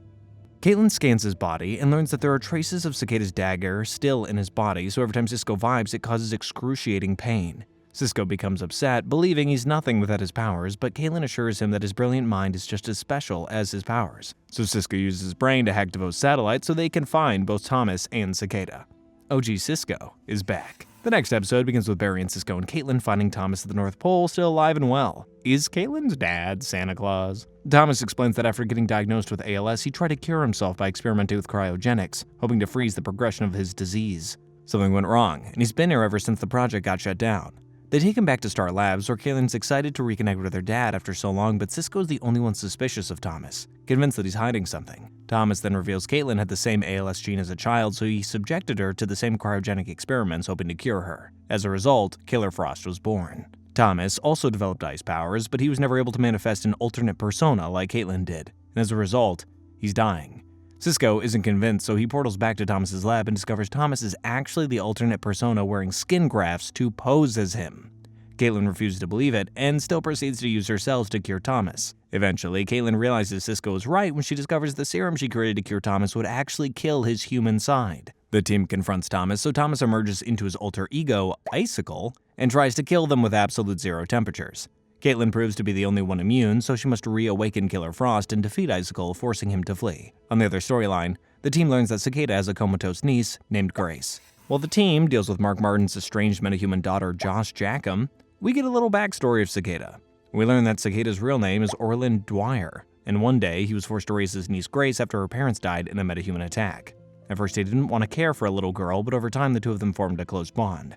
But during DeVoe's attack, Grace was struck by debris from the satellite and put into a coma. Orland was impaled with shrapnel from the satellite that would later become his dagger. Orland learned metahumans were behind what happened, and thus vowed to kill every single one of them to avenge what happened to Grace. By now, Team Flash has learned that Orland is Cicada, and why he's trying to kill them. So in the next episode, they figure out a way to stop Orland. Confronting him head-on would be a terrible idea because his dagger neutralizes their powers, so Nora suggests they create a device that would dampen the dagger's abilities by acquiring objects from the past. These are all just discarded objects in time, so if we steal them, it won't affect anything at all. There's also the risk of Orland figuring out their plan, so Nora urges them to do a time hack, which is someone, in this case Barry, traveling to the past and planting the device there so it's available in the future. Cisco suggests Barry hide it in his costume where it won't be found for 5 years. Barry and Nora start by traveling back to their final battle with Savitar, where they retrieve a magnetic alloy from Savitar's armor. Next, they travel to when Zoom stole Barry's speed for the transmitter, but Zoom discovers them when they get the transmitter.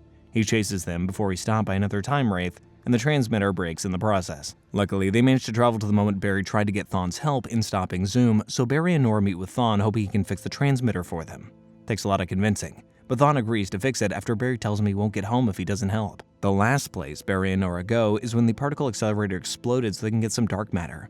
They sneak their way into the time vault and have Gideon reroute part of the dark matter through the armor shard and transmitter as the particle accelerator explodes. During this, Nora sees Thawne's reverse flash suit, and Barry reveals Thawne killed his mother. They then hide the device at a hospital Grace will be at in the future, and then travel back to the present. Then, the team confronts Orland at the hospital, and Barry manages to separate him from his dagger using the device. However, Orland and the dagger have a really strong bond, and he's able to retrieve it and restore its power. Killer Frost emerges and is able to drive Orland away, which makes the team think Killer Frost is immune to the dagger. Later, Sherlock finds Nora's journal of all the strange symbols from when Barry came out of the Speed Force, and she reveals she created the language so she would remember events regardless of the changes in the timeline. Nora then travels to 2049 to confront Thawne at Iron Heights, saying they need to talk. Elseworlds is another crossover event with even more new characters than before. Part 1 begins with the Flash from Earth 90 and the 1990s Flash show crawling towards the Book of Destiny after losing an intense battle. A powerful multiverse observer named Mar Novu, also known as the Monitor, picks up the book and uses it to destroy this reality before the Flash escapes. Novu then finds an Arkham Asylum psychiatrist named John Deegan and gives him the book, allowing him to reshape the futures and realities of certain individuals by altering their past. Back in Central City, Oliver Queen wakes up to another beautiful day where he fights crime as the fastest man alive. Hold up. wait a minute. Something ain't right. Barry finds himself in a similar situation, except he's now fighting crime in Star City as Green Arrow. Basically, Barry and Oliver have switched lives. They're the only ones that have any memory of their previous lives. The two of them travel to Earth 38, where they find Kara with her cousin Clark Kent and his girlfriend Lois Lane in Smallville, Kansas. Now that's the real punk rock. Together, they stop a power-replicating robot named Amazo, and then Oliver and Barry learn they need to go to Gotham City to stop the person behind it. Part 2 begins with Oliver, Barry, and Kara arriving in Gotham, where they are immediately arrested by the GCPD because Oliver is considered a threat. They're released when the new CEO of Wayne Enterprises, Kate Kane, aka Batwoman, posts their bail. Meanwhile, a strange number of red lightning flashes have been happening wherever Oliver and Barry go. Team Arrow and Team Flash work together to figure out why and learn that it is Earth 90's Barry Allen trying to communicate to them on how to stop Novu. Diggle, Cisco, and Caitlin then help the trio break into Arkham Asylum so they can get the book from Deegan. Deegan ends up releasing all the psycho prisoners so he can escape, forcing our heroes to fight every Batman supervillain the show had the budget for. Batwoman comes to their aid, and Kara manages to get the book from Deegan. They return to Argus, where Earth 90 Barry arrives to inform them Novu is doing this to each universe in order to test them, believing a crisis is coming. Novu arrives and informs them that he's unimpressed, and steals the book back so Deegan can think bigger. Oliver and Barry are then transformed into powerless criminals known as the Trigger Twins. They're about to be arrested by Diaz as a cop when they're confronted by a black-suited Superman. Part 3 begins with the revelation that Deegan is actually Superman and is abusing his new godlike powers to do whatever he wants. He's even imprisoned Kara at Star Labs and changed not just our heroes' lives, but everybody in the universe. Oliver and Barry force Deegan to save innocents so they can escape to find Cisco and then bring back the real Superman on Earth 38. However, Novu captures them to say he was impressed with how they were able to stop Deegan even without powers. He sends them back, saying there might be hope for them yet. Oliver and Barry manage to get to Earth 38 and convince Clark to come back and save them. Kara manages to escape, and together, they fix Earth 1, restoring everyone to their original selves. But Deegan gets the book back and starts undoing everything again, so Barry and Kara slow down time by speeding around the Earth in opposite directions. However, this would kill both of them, so Oliver begs Novu to spare their lives in exchange for his assistance when the crisis happens. How would you propose I keep the balance? Novu sends Oliver back with an enhanced arrow and shoots it at the book, defeating Deegan. Everyone returns to their restored universes, and Kate locks away Deegan in Arkham Asylum. There, Deegan meets a new friend who tells Deegan, worlds will live, worlds will die, and the universe will never be the same. Yeah, we're all gonna get eaten by a spirit monster. The next episode takes place right after episode 9, with Nora confronting Thawne in prison. It's revealed Nora's been working with Thawne because Thawne promised her that she can save Barry from vanishing in the future. In her future, Thawne has been on death row for the past 15 years and was the one who mentored her to use her super speed. However, after learning Thawne killed her grandmother, she refused to continue working with him. After fighting another metahuman of the week, Nora returns to Thawne and changes her mind. She reluctantly agrees to help Thawne, and it's revealed he has less than an hour left to live. Back in the present, Sherlock is still suspicious of Nora, so he gains access to the Time Vault, and discovers Nora deleted every file about herself. What could she be hiding? Cicada continues his metahuman killing spree in the next episode, and when Team Flash finally confronts him, he paralyzes Nora and prevents her from speed healing with the dark matter in the dagger. Sherlock and Ralph figure out that Cicada's victims are all on an arrest log provided by someone in the CCPD. So Cecily tracks down the informant while Barry and the team round up the remaining metas on the log to keep them safe. As Nora slowly heals, Sherlock interrogates her on why she's really here, and Iris has to tell him to back off. Eventually, Cicada figures out what they're doing and attacks. Ralph helps the metas escape while Barry and Killer Frost distract Cicada, during which she manages to get a bit of Cicada's blood for a cure she's developing against metahumans. She also manages to temporarily dampen the dagger's powers long enough for Barry to get his powers back. Barry begins mercilessly beating Cicada, enraged by what he did to Nora. Nora, now fully healed, rushes to stop Barry from killing Cicada, who then escapes. Afterwards, Sherlock ignores Iris's plea to stop investigating Nora, and discovers 2 different handwriting styles in her journal, meaning someone else also wrote the symbols. Elsewhere, Barry is having dinner with Iris and Nora when he comes up with the idea to appeal to Cicada by trying to wake up Grace. The next episode sees Sherlock unveiling his memory machine from his Earth that the team plans on using to wake Grace up from her coma. He proposes Barry and Nora enter Grace's memories because they are the only 2 speedsters. But Nora ends up entering her memories alone, for fear of everybody learning about her secret alliance with Thawne. Shockingly, Nora discovers that Grace is consciously aware of everything Orlin has done as Cicada, and wholeheartedly supports him in his killing all metahumans crusade. Meanwhile, Barry and Iris find out what Nora did and go in after her, only to end up in Nora's memories of the Flash Museum in the future. Iris then sees her future self being a terrible mother to Nora, and it very much so upsets her. They end up fighting Nora's defense mechanism in the form of the Reverse Flash, but they manage to escape her memories and save her from Cicada. They fail to bring Grace back, as she refuses to wake up because she believes that Nora is a liar. After this adventure, Caitlin learns that a satellite shard became lodged in Grace's brain and creates a barrier around it, which also means that they can't enter her brain again. Barry then asks Nora why she went in without them, but Sherlock covers for her and says it was so they didn't see the trauma of Iris being a terrible mother. As they leave, Sherlock asks what Nora's defense mechanism was, and Barry reveals that it was the Reverse Flash. This makes Sherlock even more wary of Nora. Later, Iris starts Central City Citizen, a media outlet that will allow her to report on metahumans and highlight the heroics of the Flash. Nora then reveals Iris actually created this 2 years from now in her timeline, meaning Iris is already changing the future. The next episode begins with Cisco and Caitlin completing the metahuman cure, which Barry plans to use on Cicada. The problem is, the cure only works if Cicada holds still long enough for it to take effect. They'll need a device to hold him in place. Ralph knows a thing or two about getting stolen tech, so he contacts an old friend, and together they find the device they need in the hands of a metahuman crime boss named Goldface, who's also Amunet's ex-boyfriend. Barry doesn't like the idea of working with criminals, but Ralph convinces him to go undercover to retrieve the device. Meanwhile, Thawne has instructed Nora with a way to get Sherlock off her back by helping him fall in love with a woman named Renee Adler. If there's one thing Sherlock has a lot of, it's ex-wives.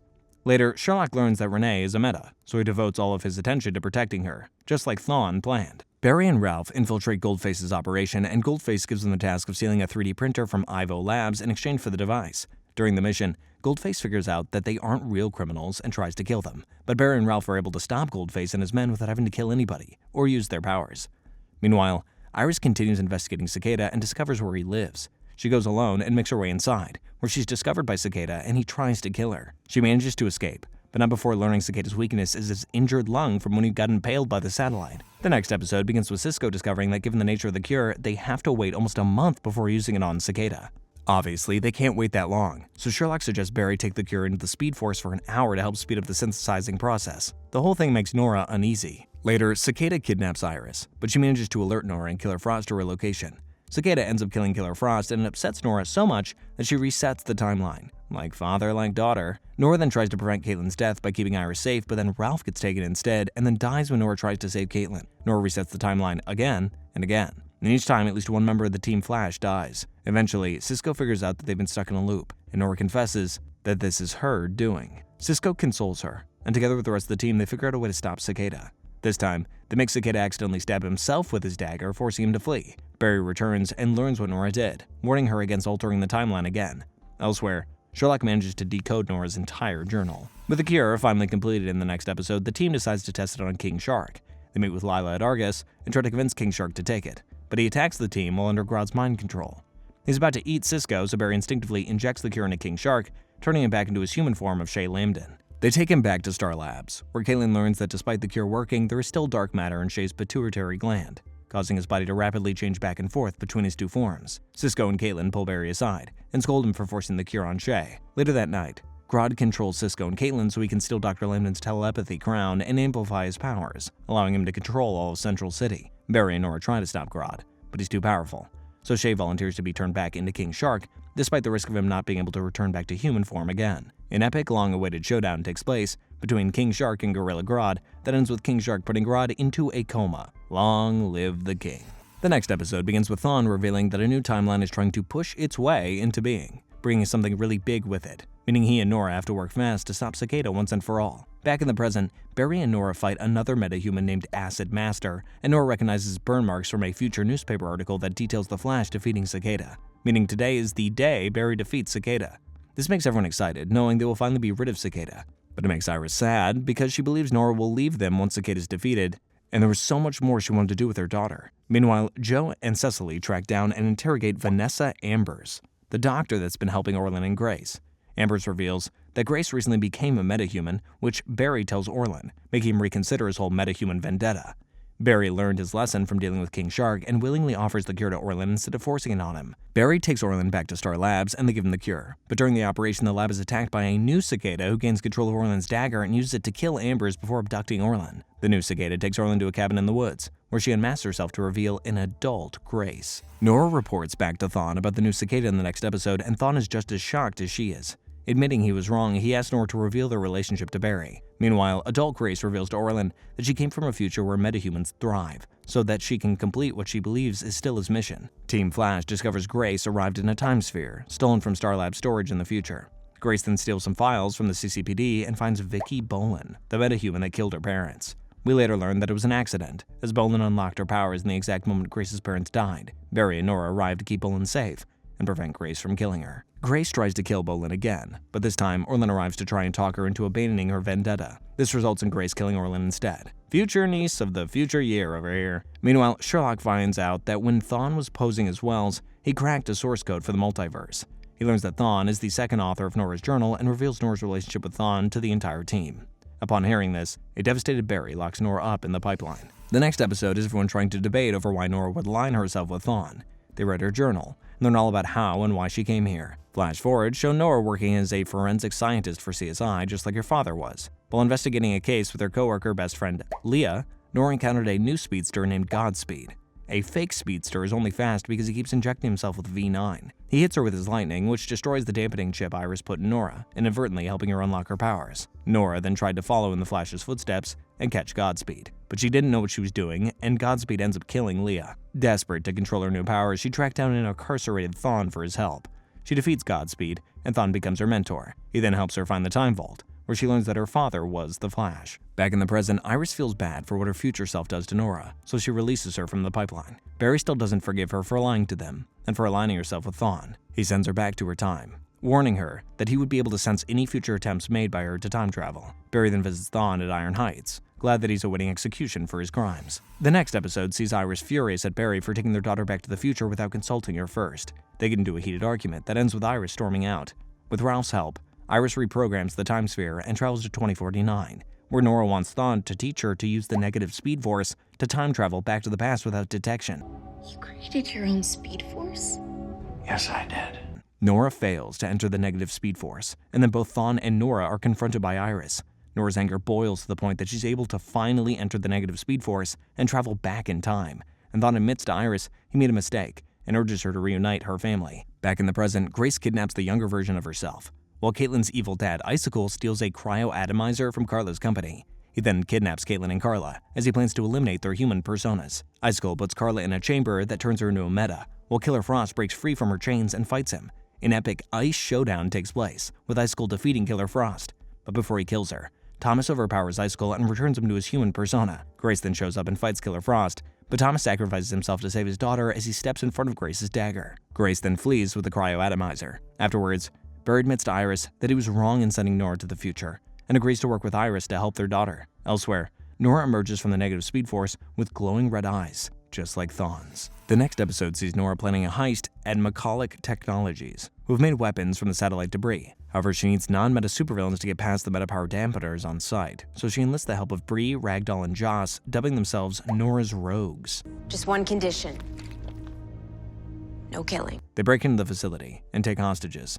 But once they get through the dampeners, the rogues turn on her and threaten to kill the hostages unless Nora gets the Flash to reveal his identity. Barry reveals himself, but it turns out to be Sherlock as a hologram of the Flash.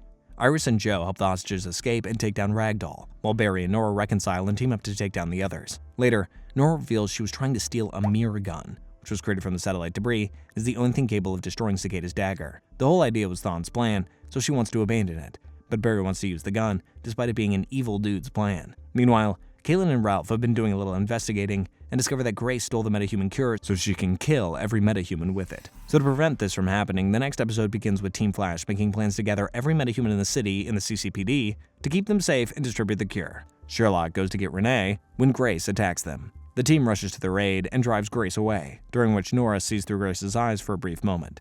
Turns out, she's still connected to Grace's mind from when she infiltrated her memories, and feels her anger through the negative speed force. Nora wants to look through Grace's eyes again, so she can locate her, but Barry and Iris believe it's just too dangerous. During all of this, Ralph has been doing the math on how Grace was able to come back in time as Cicada and realizes there were several holes. He has theories that Thawne is involved, but Barry wants to focus on stopping Grace in the here and now first before they figure out the how. What happens in the timeline where Grace never killed Dwyer? Grace ends up collecting the final pieces for her weapon, so Barry and Iris finally agree to let Nora connect with her and expose herself to the negative speed force. She locates Grace, right as she attacks CCPD, and uses the meta's dark matter as a battery for the cryo-atomizer. The team engages Grace, while Cisco disables the cryo-atomizer. Barry then uses the mirror gun to destroy Cicada's dagger, right when Ralph realizes this was Thawne's plan all along. In 2049, Thawne's time runs out and is about to be executed, But as he's strapped down, it's revealed his powers are only being dampened with Cicada's dagger. Season 5 ends with Ralph using his body to save the dagger, which Grace reclaims before escaping. The gun caused Ralph's cells to invert upon themselves, so while Caitlin tries to fix him, the team tries to figure out why Ralph did a "get down, Mr. President" to save the dagger. Sherlock is the first to figure out why, and explains Thawne's plan is to use Nora to release him from prison. Enraged that Thawne played her, Nora comes up with a plan to stop Grace without destroying the dagger. The team tracks Grace to her younger self and portal adult Grace away, giving Nora just enough time to enter her mind and convince her to take the cure. Unfortunately, the shard is still lodged in Grace's head, and it counteracts the cure. Grace is about to kill Nora, forcing Barry to destroy the dagger to save Nora. This erases adult Grace from existence, while Thawne regains his powers in the future. The team then travels to the future and fights Thawne, eventually subduing him. However, the new daggerless timeline threatens to erase Nora. Thawne escapes, but not before revealing the only way to save her is if she re-enters the negative Speed Force. It's a hard choice, but in the end, Nora refuses to become like Thawne and accept her fate. She hugs her parents goodbye and is erased from existence. Damn. In the end, Sherlock returns to his Earth, which is where Renee is waiting for him after he sent her there to keep her safe. Cisco takes the cure, so officially Vibe is no more. Singh gets promoted to Chief of Police and names Joe as his replacement, and then reveals he always knew Barry was the Flash. In her journal, Barry and Iris discover a farewell message from Nora, who says she wishes she could be with them, but is happy she got the chance to meet her parents. Please remember that I love you both. And I always will. The episode ends with the date of the crisis in the future newspaper changing from 2024 to 2019. Season 6 begins right where we left off with Star Labs being hit with a system-wide power surge that results in Nora's last message being erased. 4 months later, the team, which now includes Cisco's new girlfriend Camila, have been chasing down one Godspeed clone after another. By now, everyone's come to terms with the death of Nora, but everyone's not convinced Barry and Iris completely have. During this, Caitlin's been spending time with a former colleague of hers named Ramsey Rosso, who just lost his mother to a rare disease called HLH. Ramsey blames himself for not being able to save her after she did so much for him, so he recently developed a cure for HLH using dark matter. Caitlin warns Ramsey of the dangers in using dark matter with the risk of turning patients into metahumans against their will, but it doesn't stop him. Ramsey tests the cure on himself, since he also has the HLH gene, and ends up becoming a metahuman with the power to turn people into zombie-like monsters by draining their blood. Meet blood work. During this, Iris goes to a junkyard to recover Nora's discarded Speedster suit when she's almost sucked into a randomly appearing black hole. She investigates what caused it, and learns someone named Chester P. Runk was responsible after building a machine that could open black holes.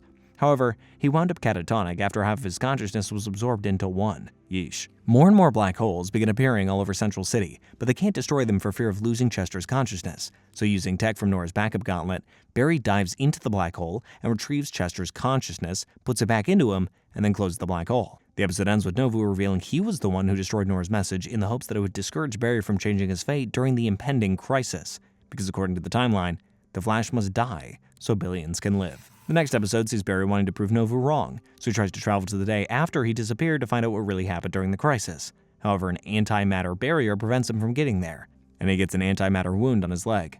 He goes to visit Jay on Earth 3 to see if he can help heal him and meet Jay's wife, Joan, who looks just like Barry's mom. Well, that's awkward. Using a machine Jay built, they send Barry's mind through the antimatter wall, causing him to see billions of timelines where the multiverse is destroyed and one where he dies saving it. The whole experience, seeing everybody die, leaves Barry unsure of what to do. Joe then gives Barry some advice, reassuring him that his death is not a sign that he gave up. Meanwhile, Cecily takes on a case involving a young meta named Allegra Garcia, who has the ability to control radio and ultraviolet waves. Allegra pleads guilty to killing someone with her powers, but after reading her mind, Cecily discovers that Allegra is actually innocent. Cecily reveals to Allegra that she's a metahuman too, and Allegra reveals her cousin Esperanza was also caught in the particle accelerator explosion. Ralph deduces Esperanza is the real killer, right when Esperanza attacks the CCPD trying to kill Allegra.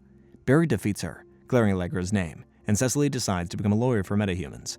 Allegra ends up becoming an intern for the Central Citizen, along with Camila, who's been working as Iris's photographer. As Ramsey, also known as Bloodwork, learned more about his powers, he accidentally turned gunrunner Mitch Romero into a zombie. So the next episode, Romero kills his former crew in search of dark matter to strengthen himself. Barry and Killer Frost investigate, whom Caitlin has allowed more freedom to live her own life, which might not be long if she dies during the crisis. Frost immediately suspects Ramsey was involved, but there's not a lot of evidence to incriminate Ramsey, and Barry doesn't believe Frost's allegations towards Ramsey.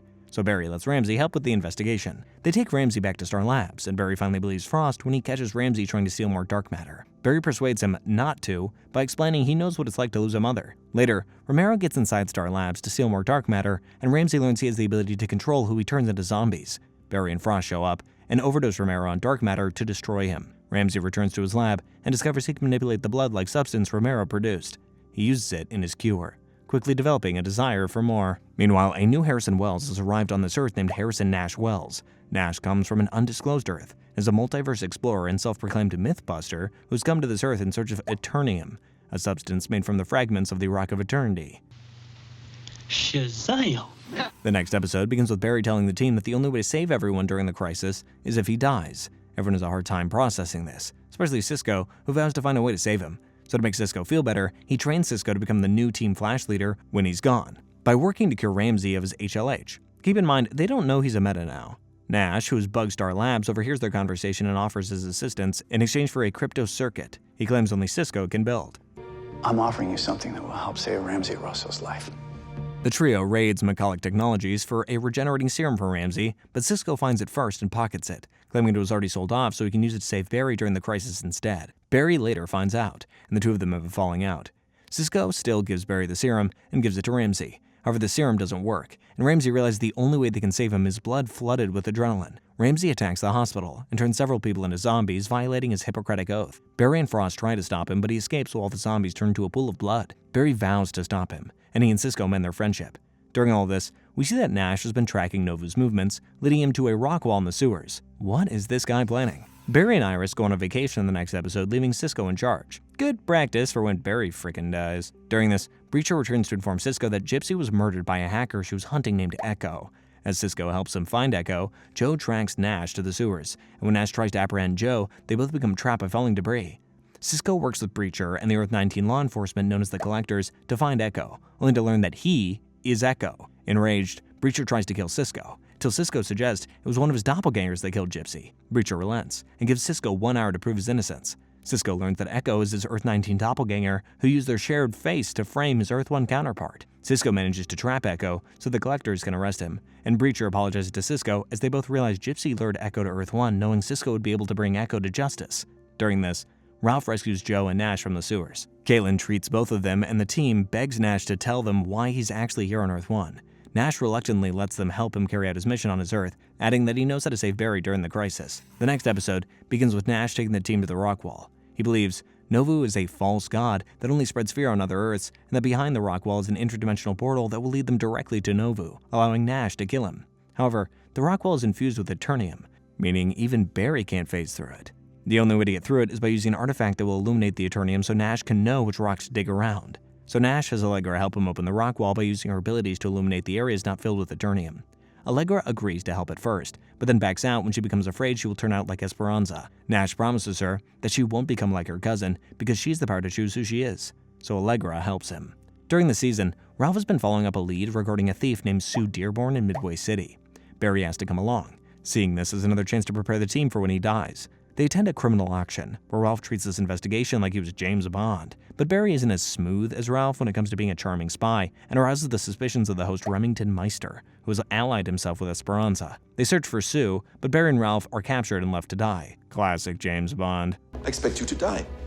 Oh, come on. That line is literally from Goldfinger. Luckily, they manage to escape, defeat Esperanza, and foil Meister's auction despite not finding Sue. Later, Barry holds a press conference to officially recognize Elongated Man as one of the Central City's protectors, and then Ralph and Joe surprise Barry by honoring him too. Aw. Ralph then tells Iris that Esperanza was at the auction so she can help Allegra help her cousin, but when she leaves, Ramsey attacks him. The next episode picks up right where we left off, with Ralph trying his best to fight off Ramsey, but Ramsey is too powerful and drains Ralph's blood. Frost gets Ralph back to Star Labs, but Ralph has lost so much blood that Barry's forced to give him a blood transfusion. However, a trace of Ramsey's blood enters Barry's bloodstream, causing him to pass out. The Speed Force appears to Barry, in the form of his mother Nora, telling him that Ramsey's blood contains his consciousness, including knowledge of his secret identity and impending death. Using his memories against him, Ramsey tries to convince Barry to join him, promising him the power to avert not only his death, but countless others. The offer is very tempting, as Barry experiences everything that he's ever wanted, but the Speed Force tries to convince Barry not to listen to Ramsey. However, the more the Speed Force tries to dissuade Barry, the more Barry realizes he was their pawn, and will never get what he wants while serving it. Cisco and Frost manage to revive Barry, but when Iris comes to check on him, she quickly realizes that it is not him. Completely infected, Barry attacks his friends, and reports back to Ramsey as his servant. With Barry under his control, Ramsey attacks Central City, and starts turning everyone into his blood brothers and sisters. Ramsey plans to take over Star Labs' particle accelerator so he can spread his blood across the entire city. During this, Cisco and Iris have been trying to stop Ramsey while trying to save Barry, and realize Barry's been secretly telling them how to defeat Ramsey, proving he still is in there. Ramsey and his army attack Star Labs, while the team uses a combination of Ramsey's blood, the particle accelerator, and Allegra's powers to subvert Ramsey's plane and cure Central City. With his plan ruined, Ramsey transforms into a terrifying blood monster to kill Barry. Barry and the team manage to defeat and imprison Ramsey in Chester's prison by distracting him with the hallucination of his mother.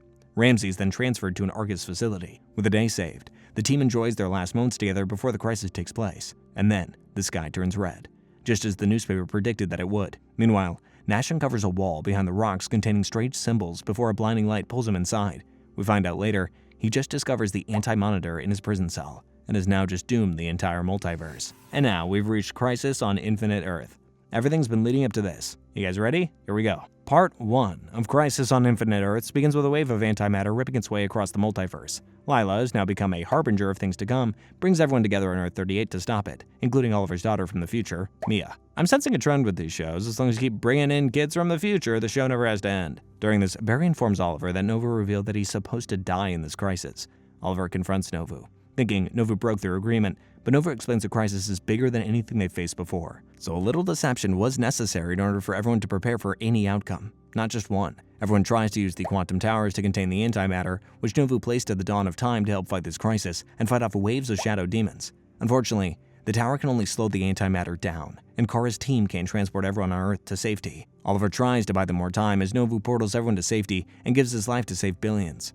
Oliver's death shocks Novu, as this was not how we saw Oliver die during the crisis. That's when Nash, now serving as penance for releasing the antimatter as a pariah, reveals he changed certain events, and all is lost. Part 2 begins with everyone mourning Oliver's death and the billions lost on Kara's Earth. After consulting the Book of Destiny, Novu learned that the only beings that can stop the anti-monitor and reboot the multiverse are 7 paragons: hope, destiny, love, honor, courage, humanity, and truth. Novu confirms Kara is hope, Sarah is destiny, but he only knows 2 more by description. Truth is a Superman who suffered more than any mortal man, and courage is the bat of the future. After some investigating and awesome cameos, they discover that Kate is the paragon of courage, and a Superman from Earth 96 that looks just like Ray Palmer is Truth. Superman has returned. Meanwhile, Sarah, Mia, and Barry enlist the help of a detective that specializes in the occult and magic named John Constantine to resurrect Oliver in the only Lazarus pit left, but Oliver's soul is missing, which is a side effect when one is resurrected in the Lazarus pit. During this, Harbinger is secretly contacted by the Anti-Monitor. Part 3 begins with Ray creating a Paragon detector which identifies Barry as Love, John Jones, aka Martian Manhunter, aka my favorite superhero, as Honor, and someone we've never seen before in any show, Ryan Choi, as the Paragon of Humanity. Novu restores Cisco's vibe powers, then he, Barry, and Caitlin meet Pariah and find Anti-Monitor's chamber. Inside, they discover Earth 90 Flash has been trapped running on a treadmill and is powering the antimatter cannon. They free Barry 90, but he informs them that he has to keep running because of a failsafe that would destroy all the Earths at once if he stopped.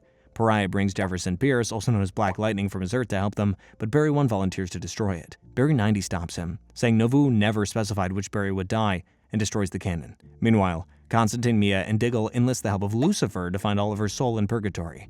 They retrieve Oliver's soul, but then a specter named Jim Corrigan appears and convinces Oliver to stay, forcing everyone else to leave without him. Back on the Wave Rider, the Anti-Monitor sends a brainwashed Harbinger to kill Novu so he can absorb his power and finish destroying the multiverse. Earth 1 is destroyed and everyone is killed, but Pariah sends the Paragons to the Vanishing Point before he is killed, where they witness Lex Luthor replace Superman 96 with himself using a Book of Destiny page. Part 4 begins with some backstory. On the planet Maltus, 10,000 years earlier, Novu attempted to see the birth of the universe only to end up in the antimatter universe and reveal the multiverse's existence to the Anti-Monitor.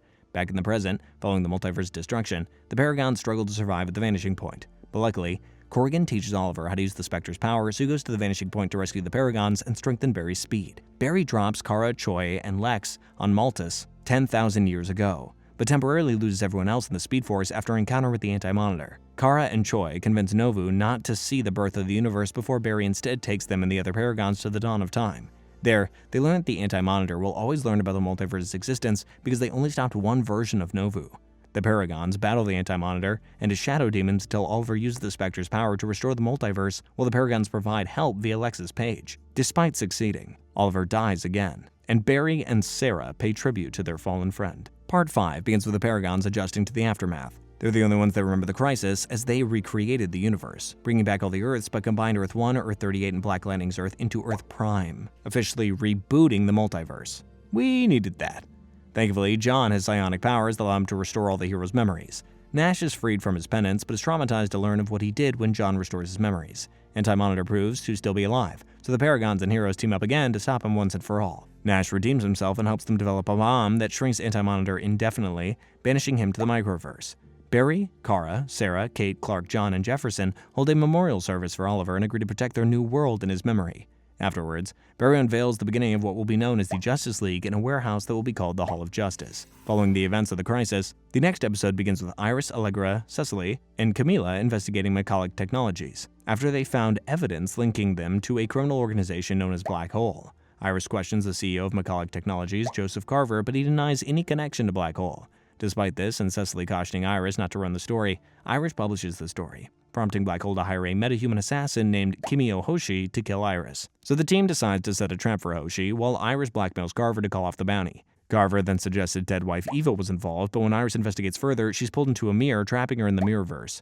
During all of this, Cisco's been struggling to process everything that happened as a result of the crisis. He feels guilty about taking the metahuman cure beforehand, and decides to leave Team Flash so he can catalog all the changes that occurred, leaving Nash in charge as his chance to redeem himself for starting the crisis. The next episode begins with Iris somehow managing to escape the mirror, just in time for Valentine's Day with Barry. But their nice romantic date is interrupted by Amunet, who steals a valuable briefcase containing a mysterious device. After dealing with Amunet and Goldface and somehow reconciling their love, it's revealed the Iris that Barry's been working with the entire episode was a mirrored version of Iris. The real Iris is still trapped in the mirror at Mycolic Tech. Meanwhile, Nash has been seeing hallucinations of Harry, which is significant because Earth 2 was destroyed during the crisis. Big bummer. The next episode begins with Iris finding Eva in the Mirrorverse alive and well, discovering that she's been in there ever since the particle accelerator explosion knocked her in there. That sucks. Eva reveals that when Iris came here, the mirror duplicated another version of her in the real world, hence why there's another Iris with Team Flash right now. After a failed attempt to escape the Mirrorverse, Eva learns that she can control the mirror. Meanwhile, Barry still hasn't suspected a thing regarding Mirror Iris,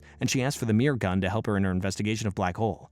Barry doesn't give it to her, for fear of it getting into the wrong hands. This upsets Mirror Iris, and she tries to take it from Star Labs before getting caught. Elsewhere, Ralph finally tracks down Sue, who claims she can't go home because she's being targeted by a gangster named John Loring. Ralph teams up with Sue to take down Loring, during which Ralph is forced to reveal he's the Elongated Man. Sue begins falling in love with Ralph, but it's all a ruse as she ends up double-crossing him in order to steal a diamond. Despite being hurt by her double-crossing, Ralph still rescues her when Loring apprehends Sue. Esperanza then arrives and takes out Loring and his men so she can kill Sue. A fight ensues, which ends with Sue triggering both of them and escaping with the diamond. Later, Sue discovers the black hole symbol on the diamond, hinting she's after them too. Meanwhile, Joe comes to Barry with evidence that there is a mole inside CCPD, cautioning him that the only people they can trust is their own family. This prompts Barry to let Iris 2.0 to have the mirror gun. It's a big mistake. The next episode begins with Barry trying to find the cemetery his parents are buried in, but it seems when they were merged, it got moved somewhere else. Well, that also sucks. Later, he updates Gideon on dealing with Hartley, who returns to rob a jewelry store, when he accidentally ends up in Grodd's mind in the mindscape. Grodd is still in a coma from his fight with King Shark, and he tells Barry that the crisis has made him want to make amends for what he's done, and return to Gorilla City so that he can live in peace. In other words, ape do not want war. Barry doesn't believe that he deserves to live the remainder of his days as a free gorilla after all he's done, but Grodd tries to convince Barry that he's a changed gorilla. Barry still doesn't believe him. Tries to escape Grodd's mind only to be stopped by the Gatekeeper, a manifestation of Solivar. Barry can't defeat Solivar, so he's forced to reconcile with Grodd. Together, they defeat Solivar while the team, which now includes Chester, separate their minds. Afterwards, Argus arranges for Grodd to be released on probation. I guess even gorillas deserve a second chance. Meanwhile, Iris and Eva make another attempt to escape the Mirrorverse. Eva burns her arms when she tries to leave because they're still an unstable mirror duplicate with a different molecular structure. When Iris leaves to get bandages, Eva contacts Mirror Iris, who suffered the same injuries. Turns out Eva and Evil Iris are working together as if their minds are connected. During this, Nash has been seeing more hallucinations of Harry. This time, he's seeing Sherlock, who warns him that he is coming. So many cliffhangers, come on. The next episode begins with Cisco and Wally returning to Central City.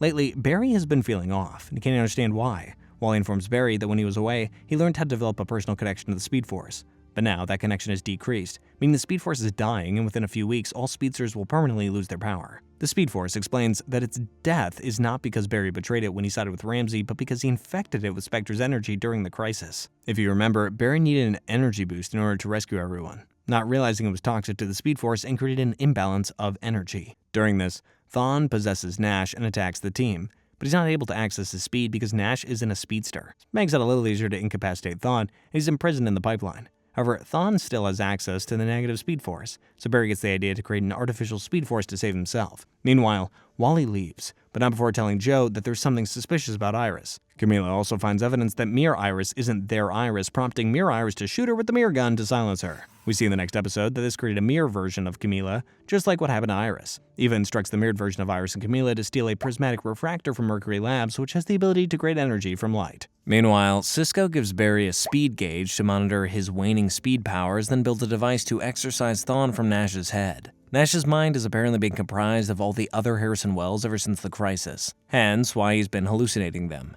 During the process, we learn about Nash's traumatic past, including when he lost Maya, Allegra's doppelganger on his Earth, who became his adoptive daughter and partner in crime. This explains why Nash quickly developed a bond with Allegra when he arrived on this Earth. The team used this knowledge to expel Thawne from Nash's mind by helping him reconcile with the death of Maya. I have exorcised the demons. The experience gives Barry the idea to read his daughter's journal to figure out how to make an artificial speed force, while the mirror clones deliver the refractor to Eva. The next episode sees Carver hiring Ragdoll to kill Joe in an attempt to stop Joe from investigating Black Hole. He starts by trying to sabotage Joe's car one night, but he survives. During this, Joe's been secretly working with Singh to find the mole. After this near-death experience, Singh urges Joe to go into witness protection, but he refuses. Later, when Joe's interrogating a possible metahuman that could be the mole, Ragdoll attacks Joe. Joe shoots at Ragdoll, but Ragdoll deflects the bullets back at Joe. Barry arrives to catch the bullets with his speed, but he's not fast enough, isn't able to catch all of them. A bullet hits Joe's arm, and despite quickly recovering, Barry tries to convince a stubborn Joe to go into witness protection. Ragdoll then kidnaps Cecily, leading to Barry fighting Ragdoll while Joe rescues her. This incident finally convinces Joe to go into witness protection, but then it's revealed Singh is another of Eva's mirrored clones. Mirrored Iris becomes furious at Barry for failing to protect her dad, kicks him out of their apartment. If that isn't a red flag, Barry, I don't know what is. Thankfully, the next episode begins with Barry realizing Iris is not Iris. She made incredible pancakes. Cecile, trust me, Iris can't make pancakes, all right? Cecily comes to the same conclusion after recently talking with her. The two of them discover Camila's evidence. However, Eva switched Barry's equipment, causing the team to believe he's the imposter and imprison him. Meanwhile, the real Iris discovers Eva has been evil all along, so Eva also imprisons her. The mirror clones then meet with a still imprisoned Ramsey and offers freedom in exchange for his blood, as his blood will allow Eva to escape. Mirror Camila sacrifices herself to free Ramsey and he gives them his blood, but he chooses to remain imprisoned as he has a secret plan of his own. Before doing so, Ramsey can sense Mirror Iris doesn't want to serve Eva and wishes to be alive, so he encourages her to follow that dream. Later, Cecily frees Barry, despite the equipment proving he wasn't real, and Barry confronts Mirrored Iris when she's giving the blood to Eva. They fight, while the real Iris taunts Eva with her love for Carver, causing Eva to suffer a mental breakdown and impair Mirror Iris. Barry also encourages Mirror Iris to live for herself, but Eva shatters her before exiting the Mirrorverse and then wounding Barry. Eva leaves, and Barry and Iris share a moment as they try to connect to one another through the mirrors. Iris then leaves to search for the real Singh and Camila. The next episode begins with Barry telling Joe and the rest of the team about Iris and the mirror clones, but unless Barry can get his speed back, none of this really matters. Barry and the team then have to deal with another Godspeed drone, but they get a little help from Hartley after Barry helps save his boyfriend, Roderick. The whole adventure inspires Cisco to build a perpetual motion machine using Atlantean materials he acquired when he briefly left the team. He plans to use this machine to save their friends in the Mirrorverse. Speaking of which, Iris finds Camila, but the longer she remains in the Mirrorverse, the more she succumbs to the neural dissonance like Eva did. Season 6 ends with Barry and Ralph finding Mirror Singh destroying a black hole warehouse, where they learned Carver was there the night Eva got trapped in the Mirrorverse. They realize Eva is going after Carver because he never made an effort to rescue her and has been selling her tech to criminals. Barry warns Carver, but Carver doesn't believe the threat is real until he learns Eva captured his metas, forcing him to accept. The team then prepares for Eva to attack McCulloch Tech, during which Ralph discovers Sue joined Black Hole so she could kill Carver. Carver's metas, now working for Eva, attack the team, and Mirror Singh sacrifices himself to get Eva inside Carver's secure panic room and knock out Barry. Eva kills Carver and takes her company back, but not before Carver tries to tell her that she's not human. She lets Team Flash go as she lives by a code to not harm anyone unless they're in their way. She then reveals herself to the public, claiming she was held hostage by a crime syndicate and that Carver died saving her. With Carver dead, Sue celebrates her family's freedom until Ralph reveals Eva framed her for his murder. Joe returns from witness protection, and the team vows to rescue their friends from the Mirrorverse. During all this, Caitlin and Frost have been having problems, so she leaves with their mother to get treatment.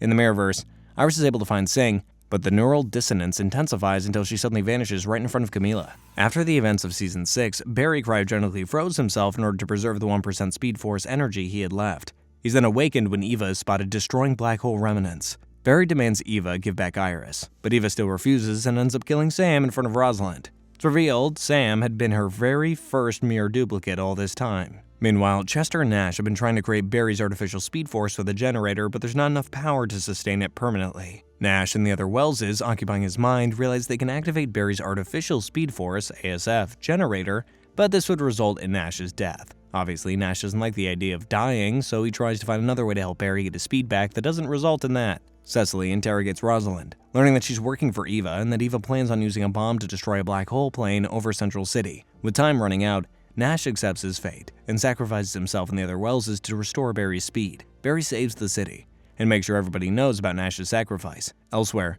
Eva discovers that she's also a mirror duplicate, and the real Eva died during the particle accelerator explosion. Also, Ralph's character was written out of the show after he made a couple of racist remarks on Twitter, so we're not going to be seeing him again. The next episode sees the team mourning the loss of Nash and the Welleses. They then focus all their efforts on opening a portal to the Mirrorverse so they can rescue Iris, Camila, and Sing. During this, Barry discovers his ASF grants him speed thinking, allowing him to predict outcomes, but also causes him to become more cold and impersonal. Barry figures out Eva is a mirror duplicate, so he exposes her on live TV. Despite this being a crippling blow to their enemy, Cisco and Frost become worried for Barry because this sort of thing is not what they do. Later, Barry calculates that he will have to make a choice to save either Iris or both Camila and Sing. The team finds out Barry plans to only save Iris as the more logical choice, so they try to stop him but fail because Barry's too smart now. Meanwhile, in the Mirrorverse, Iris finds both Camila and Sing, but they begin experiencing seizures. Barry opens a portal to save Iris, forcing her to come through alone, but she also starts seizing. Barry was not able to predict Iris would want to abandon the others because he forgot how to feel. Ashamed, Barry disables the ASF. Elsewhere, a maddened Eva schemes to take over the world by replacing everyone with mere duplicates. During this, in Earth 1, Harrison Wells materializes where his corpse was 20 years after his death.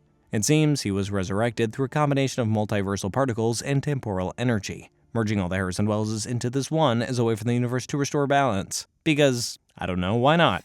Iris is stabilized in the next episode with the team forgiving Barry for what he did.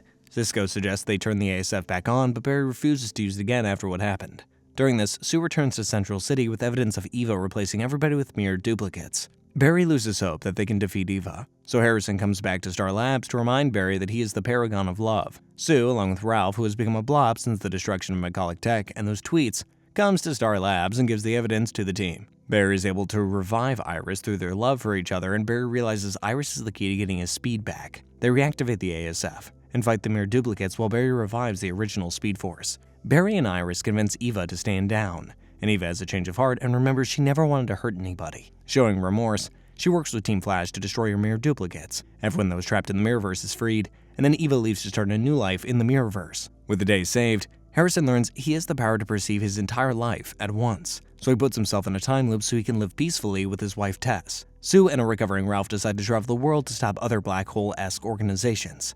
The episode ends with the revelation that when Barry revived Iris, they unknowingly released 4 different colored lightning bolts. Jeez. The next episode takes place 1 week later, and sees the team in the city trying to move on from their fight with Eva. During this, Abra Kadabra returns to Central City and lets himself be arrested by Argus so he can complete an antimatter bomb that he intends to use on the city. His plan is to make Barry suffer in retaliation for his family being erased from existence after the crisis. Barry manages to convince Kadabra to disable the bomb when they are suddenly attacked by a monster named Fuerza that absorbs the bomb. Kadabra sacrifices himself to save Barry from Fuerza and is about to kill Barry when it mysteriously winces in pain and runs off. Meanwhile, Caitlin and Frost have been experiencing headaches and later reveal to Cisco that they have separated from each other. The next episode explains that during their confrontation with Eva, Caitlin was hit with the mirror gun, causing Frost's DNA to create a new body. They spend the entire episode debating on whether to merge back together or stay separated, and they eventually decide upon the latter. Barry's then visited by the Speed Force, still in the form of his mother Nora, and what's odd is it is carrying the same energy signature as Fuerza. The Speed Force is badly damaged after being attacked by Fuerza, so Barry gives it his speed gauge to monitor its health. During this, Cecily becomes haunted by a new metahuman called Psyche, who uses fear waves to trap his victims. Barry and the others confront Psyche, but all that happens is them experiencing their worst nightmares. Eventually, the team manages to defeat Psyche by using a combination of Barry's speed, Cecily's abilities, and DeVoe's hover chair they impounded in their storage room to produce a courage wave that counters Psyche's fear wave. Unfortunately, Psyche escapes, and Barry returns to his cryogenic chamber to recover after suddenly experiencing the same symptoms as the Speed Force. During all of this, a liaison from the governor's Municipal Logistics Commission named Kristen Kramer arrives so she can arrest Frost. The Speed Force recovers from her injuries and warns everyone that it was attacked by Fuerza and Psyche, explaining that they are like her. The next episode sees Cisco and Chester building devices that can detect where Fuerza and Psyche are. They start by setting one near Chester's hometown, only to find themselves stuck in a time loop of the day before Chester's dad, Quincy, died in a car crash. The device shielding them from whoever created the time loop broke. They need Quincy's help to create a new one, as he's something of a tech expert himself. The whole experience is hard for Chester because he had an estranged relationship with his dad, but he gets the chance to learn how much his dad loved him. Eventually, Cisco and Chester learn the time god that created the loop is Dion Owens, a high school quarterback who's attempting to prevent an injury that ruined his football career. What is it with DC and football injuries? Chester manages to convince him to let go of his past, and that the future remains unwritten, causing Dion to realize he can change everyone's futures before vanishing. This ends the time loop, returning Chester and Cisco to the present. They try to locate Dion, but can't find him. They do have a theory that Dion was aware of the Speed Force's revival, believing that there are 3 other forces out there. Cisco names them Still, Strength, and Sage, determining that Dion, Fuerza, and Psyche are their respective conduits. During all this, Barry emerges from the cryo chamber while Joe tries to warn Frost about Kramer, but Frost refuses to hide. The next episode begins with the Speed Force now living with Barry and Iris, which is a little awkward. And despite healing from his battle with Psyche, Barry's powers glitch whenever he's around it. Also, I'm getting tired of calling it the Speed Force, so I'm just going to call it Nora since, it looks like her. Meanwhile, a microchip is stolen from Ivo Laboratories, and a driver was killed by a metahuman with ice powers. Kramer believes Frost is the culprit and issues a warrant for her arrest. It's Killer Frost, Officer Allen. Despite being told to lay low, Frost decides to investigate her copycat and learns the culprit is a bartender she once knew named Mark Blaine, now going by Chill Blaine. Mark reveals he created the microchip before he was fired, and using his own cryogenic technology to replicate Frost's powers and frame her. They get into a fight with Mark winning, but she still manages to stab him before he escapes. Barry and Allegra rescue Frost, and Frost reveals she recorded Mark's confession, clearing her name. But when Kramer and the police arrive to arrest Frost, Frost chooses to turn herself in peacefully because although she didn't kill the driver, she's guilty of other crimes. While Frost stands trial for her crimes in the next episode, Barry and Nora search for Fuerza in Keystone City. There they meet Alexa Rivera, whom Nora believes is Fuerza. When they confront her, Nora scares her, but Barry gains her trust, learning that Alexa blacks out whenever she gets angry. Barry and Nora then have an argument over how to deal with Alexa, as Nora has a the ends justify the means mentality. I know you're new to all of this, but we don't just grab people and test them against their will. Why not? They have Alexa tested at Star Labs, where she's confirmed to be Fuerza. Barry still promises to help Alexa, but then Nora tricks Barry into giving her his powers, and then kills Alexa. Back with the trial, Frost was given the chance to avoid a life sentence by taking the metahuman cure instead, but Frost argued forcing the cure on someone was unjust, and requested the life sentence without parole. The judge allows it. The next episode sees Barry and Iris furious at Nora for killing Alexa, but Nora explains that they created the other forces, so all she's doing is cleaning up their mess. She wants Barry to help her kill Psyche and Dion, but Barry refuses to help. Nora leaves, and Cisco gives Camila a camera that can detect the forces, allowing them to track down Nora. Meanwhile, Barry, Cisco, and Chester enhance the tachyon device to extract the force's particles, but Barry wants to travel back in time and uncreate the forces. The team objects to this, for fear of Barry rewriting the timeline again.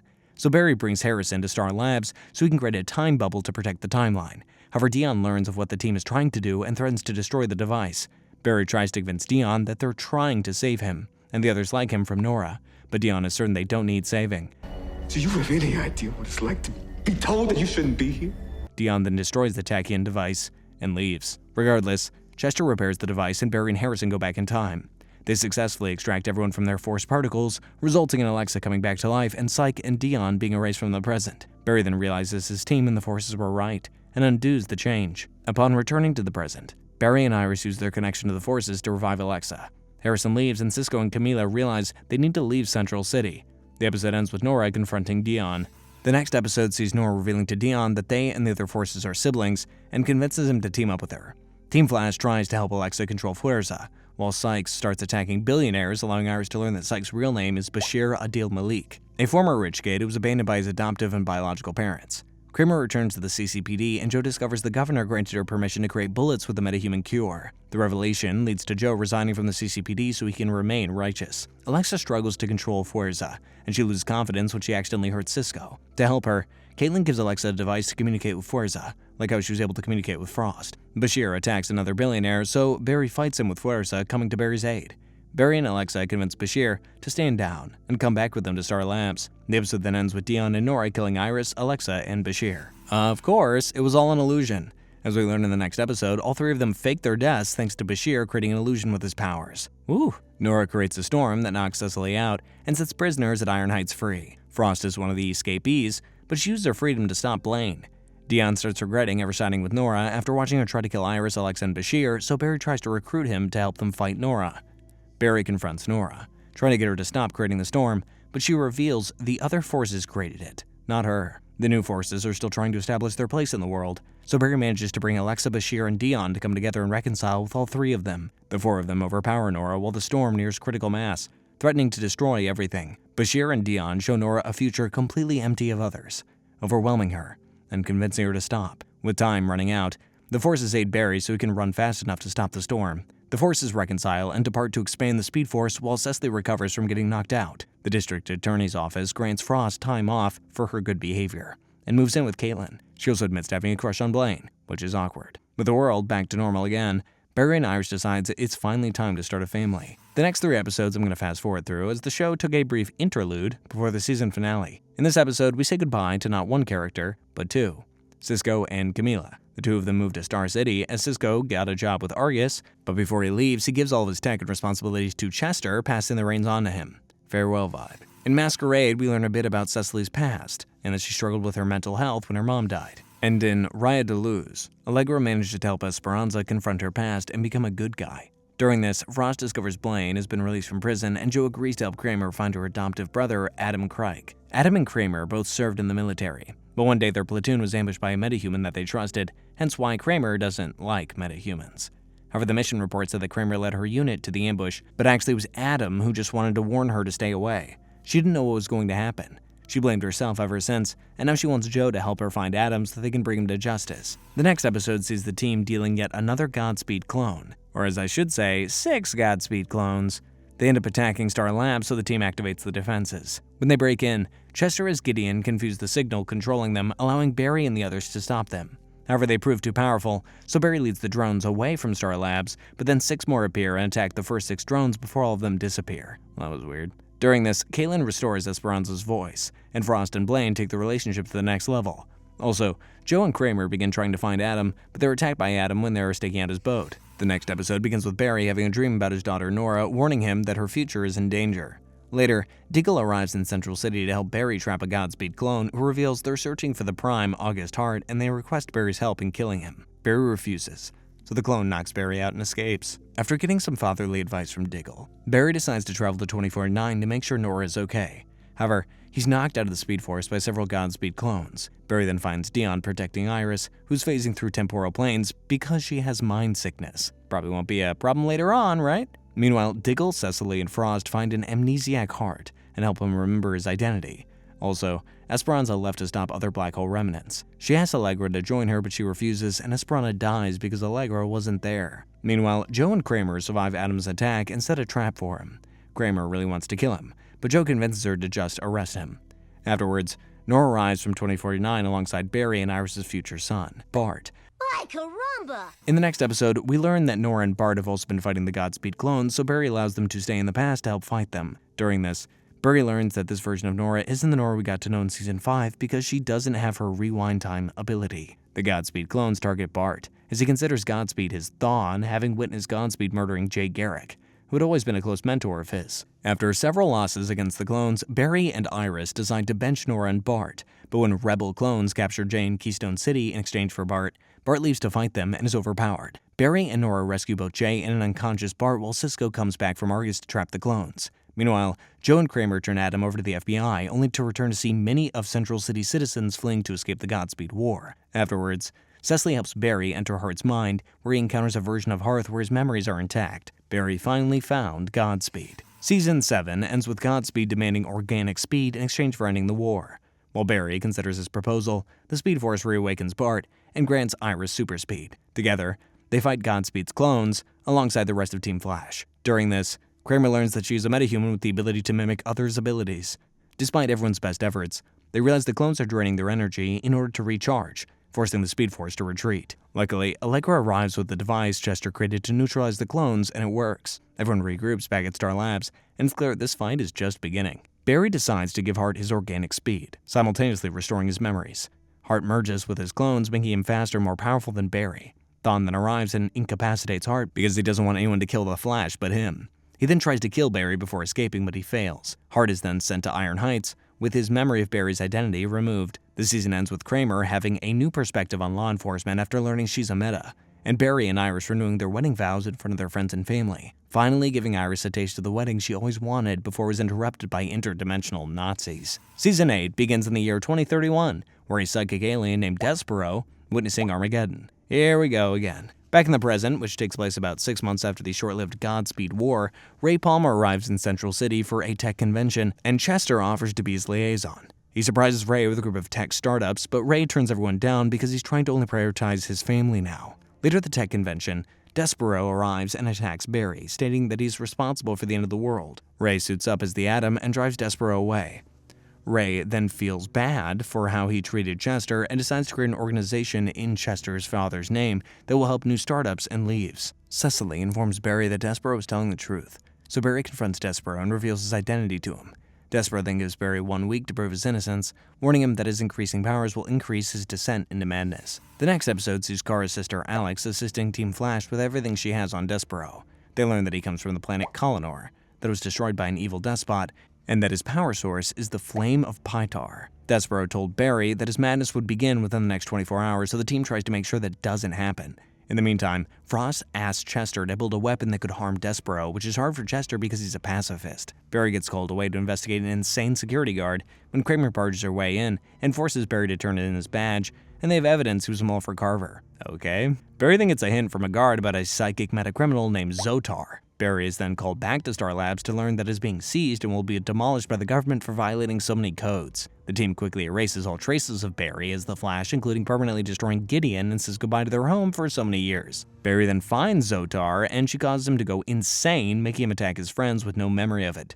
Eventually, Barry's able to depower Zotar using a jewelry heist, and he suggests to the team that they celebrate with Joe. However, Barry is informed that Joe died 6 months ago. What? News footage shows Barry attacking Central City residents after Zotar was depowered, but Barry has no memory of this or Joe's death. Despero arrives to kill Barry, but the team allows him to escape to the Hall of Justice, where he informs Pierce that he's committed injustice. The next episode begins right where we left off. In accordance with the Injustice protocols, Barry asks Jefferson to remove his powers. He begins to, but stops when Barry mentions Despero. Meanwhile, Iris suspects Barry is being framed and that Joe's death was a setup.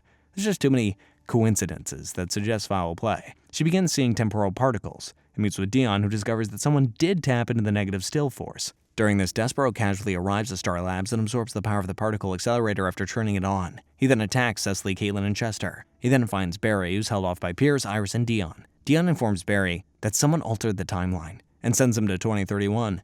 There, Barry sees a future Iris celebrating her engagement to Thawne alongside Team Flash, Alex Ryan, and Kate Kane's successor, Ryan Wilder. None of them are happy to see him. In the next episode, we learn that in this new timeline, Barry is the Reverse Flash. Turns out Thawne was the one who altered the timeline by killing Joe and framing Barry. Then he traveled back in time to kill Barry as a child and become the Flash. And at midnight, this reverse Flashpoint timeline will become permanent and Barry will disappear. It creates Armageddon. No. With no other option, Barry's forced to ally himself with these timeline versions of Damien Dark, one of Oliver's and the Legend's main villains. Together, they plot their revenge against Thawne, but Damien eventually learns Barry's true nature and helps Barry restore the original timeline upon learning that his daughter, Nora Dark, is alive within it. Both of them realize the amount of speed required to travel back to 2021 will cause Armageddon through extinction-level natural disasters. So Barry visits Iris to say goodbye, calling her his lightning rod, something he used to say to his Iris all the time. Thawne shows up, but Iris allows Barry to escape. Thawne chases him while Damien holds off Team Flash. Barry returns to 2021, undoing Thawne's changes, and Barry tells Despero to check 2031 for himself. Thawne then arrives in 2021 as the Reverse Flash. The final part in this 5-part storyline begins with Barry reuniting with a very much alive Joe. Sadly, the two are interrupted by Damian, whose erasure from this timeline is being interrupted thanks to his time stone. Thawne then attacks CCPD, but he's stopped by Barry and Oliver's future daughter Mia, who's here looking for her brother after he was abducted in the penultimate episode of Arrow. Thawne pleads with Barry to save him from his own erasure, but Despero arrives and urges Barry to let Thawne die. Despite Barry really wanting to, Joe and Iris convince Barry to let him live. Despero then takes control of Mia and has her hold off Team Flash, while he threatens to destroy Central City to take out Thawne. This causes Barry to realize Despero is the evil despot that destroyed his home planet, leading to an epic showdown between them. Barry manages to drain Despero's power by using a new pair of boots Chester came up with, and then Barry drains Thawne's speed to prevent his erasure. He then has Thawne taken to the Argus prison on Leon U. The team celebrates their victory, and Damian accepts his fate being erased. He gives his time stone to Joe, and bids his daughter farewell as she appears in his place. Back at the CCPD, the timeline changes show Bart and Nora in a photograph from 2014. Here we go again. The next two episodes are another interlude, so we're going to fast forward through them. In this episode, we learn how Bart and Nora get into that photograph from 2014. Basically, after Barry and Iris renewed their vows, Bart and Nora returned to 2049 only to discover Jay was alive, but his wife Joan was erased. There, and Godspeed's overuse of the cosmic treadmill caused temporal shifts, so they travel back to the earliest one on December 31st, 2013. They fix the timeline and return to 2049 to find both Jay and Joan still alive. Nice. In the next episode, Kramer reveals she already knew Barry was the Flash, and Barry agrees to help train her to use her new metahuman abilities, as well as have a direct line of communication to her. Aside from that, objects from Joe's house have been disappearing before Iris. She loses time, and her eyes flash green. What was that about? The fire next time is also a skippable episode. Basically, Birch is framed for a murder, and Barry's able to prove his innocence coincidentally on his dad's birthday. It's a nice bit of closure for Barry as he deals with the memory of his dad being framed for a murder. But the real fire-based killer at large, the team focuses all their efforts on finding him. The next episode begins with Dion visiting Iris to treat her for time sickness, hence why she's been forgetting stuff and her eyes glow green. The only problem is Dion has no idea how she contracted it, nor does he completely understand the nature of it. Iris then works with Sue to find a phantom in Coast City named Tina Wiseau. They find her at her adoptive mother's home, who she's been trying to find after she went missing. She also has been searching for her birth mother, who abandoned her, and Iris convinces her to come with her and Sue. Later, Dion returns to tell Iris he has some bad news about her sickness. Meanwhile, Barry and Chester discover another burned body that contains a mysterious black flame on it. They trap a remnant of the flame, but then Chester's a nightmare of it breaking out and spreading everywhere. Later, the dream becomes a reality and manifests itself as the ghost of his dead father. It attacks the team, and Cecily realizes it is feeding off of Chester's grief. So Chester learns to reject the entity, and then it disappears. Joe arrives and reveals the previous burn victims were all dealing with grief. This leads the team to realize the Black Flame is a sentient entity trying to survive. The next episode begins with Dion telling both Iris and Barry that she is causing time to fracture around her. Back when Dion tried to heal her time sickness in Season 7, it seems he only temporarily cured it. For a while, it lay dormant inside her, and now there might be no stopping it. Dion urges Iris to stay in Coast City in order to limit her movements, which is fine for her because she still wants to help Tina find her mother. The next day, Iris and Sue bring Tina to an adoption agency to find her mother. As they leave the waiting room, the receptionist leaves to get some coffee, but when she comes back, the entire room is empty. The trio finds Tina's mother, Renee, and the two of them get a chance to talk. But then Iris's eyes flash green, and Renee vanishes from a green light. Back in Central City, Frost is attacked by the Black Flame, but what is strange is it doesn't try to kill her. Regardless, she and Carla enact a plan to amplify her cryokinetic abilities to draw it out and trap it in a fusion sphere.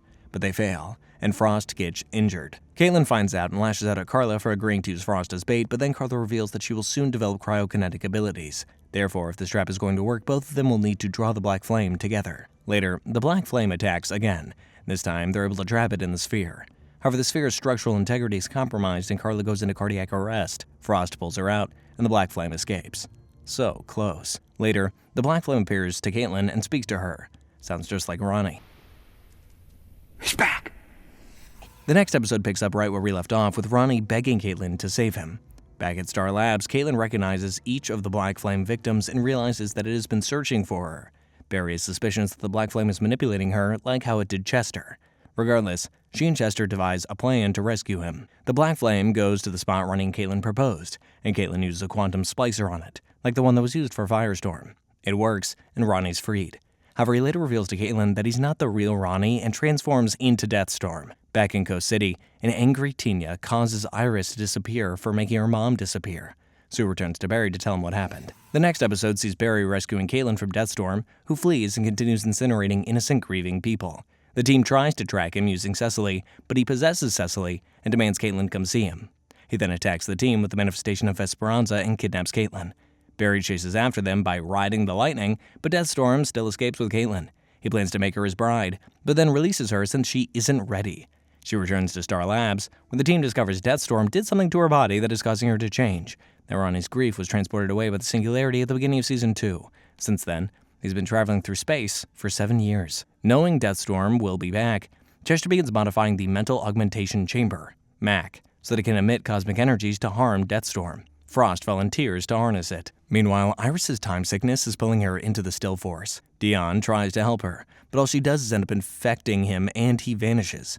That night, Deathstorm appears to Iris as a manifestation of Eddie. The next episode begins right where we left off, with Eddie attempting to goad Iris into grieving his death. She manages to resist, but Caitlin's condition worsens as Deathstorm forces her to relive sad moments from her past. Deathstorm then starts sending ghosts from Team Flash's past to haunt them and feed off their grief, intensifying Caitlin's transformation. The only one Deathstorm isn't able to haunt is Frost, as she's no grief or real emotions because she's a copy of Caitlin only made to protect her. Luckily, Blaine arrives at Star Labs and helps Frost transform into Hellfrost so that she can take down Deathstorm. Damn. I've never felt this warm before. Hellfrost fights Deathstorm and manages to defeat him by absorbing his grief, but at the cost of her own life. Caitlin recovers and tries to resuscitate her, but it's no use. Frost dies, and the team and Blaine mourn her loss, but no one mourns Frost more than Caitlin as she practically lost a sister. The next 3 episodes are yet again another interlude. In this one, we see everyone on Team Flash honoring Frost and her legacy, as well as trying to find a way to move on from her absence. Caitlin and Blaine have the hardest time, with both of them vowing to find a way to bring her back.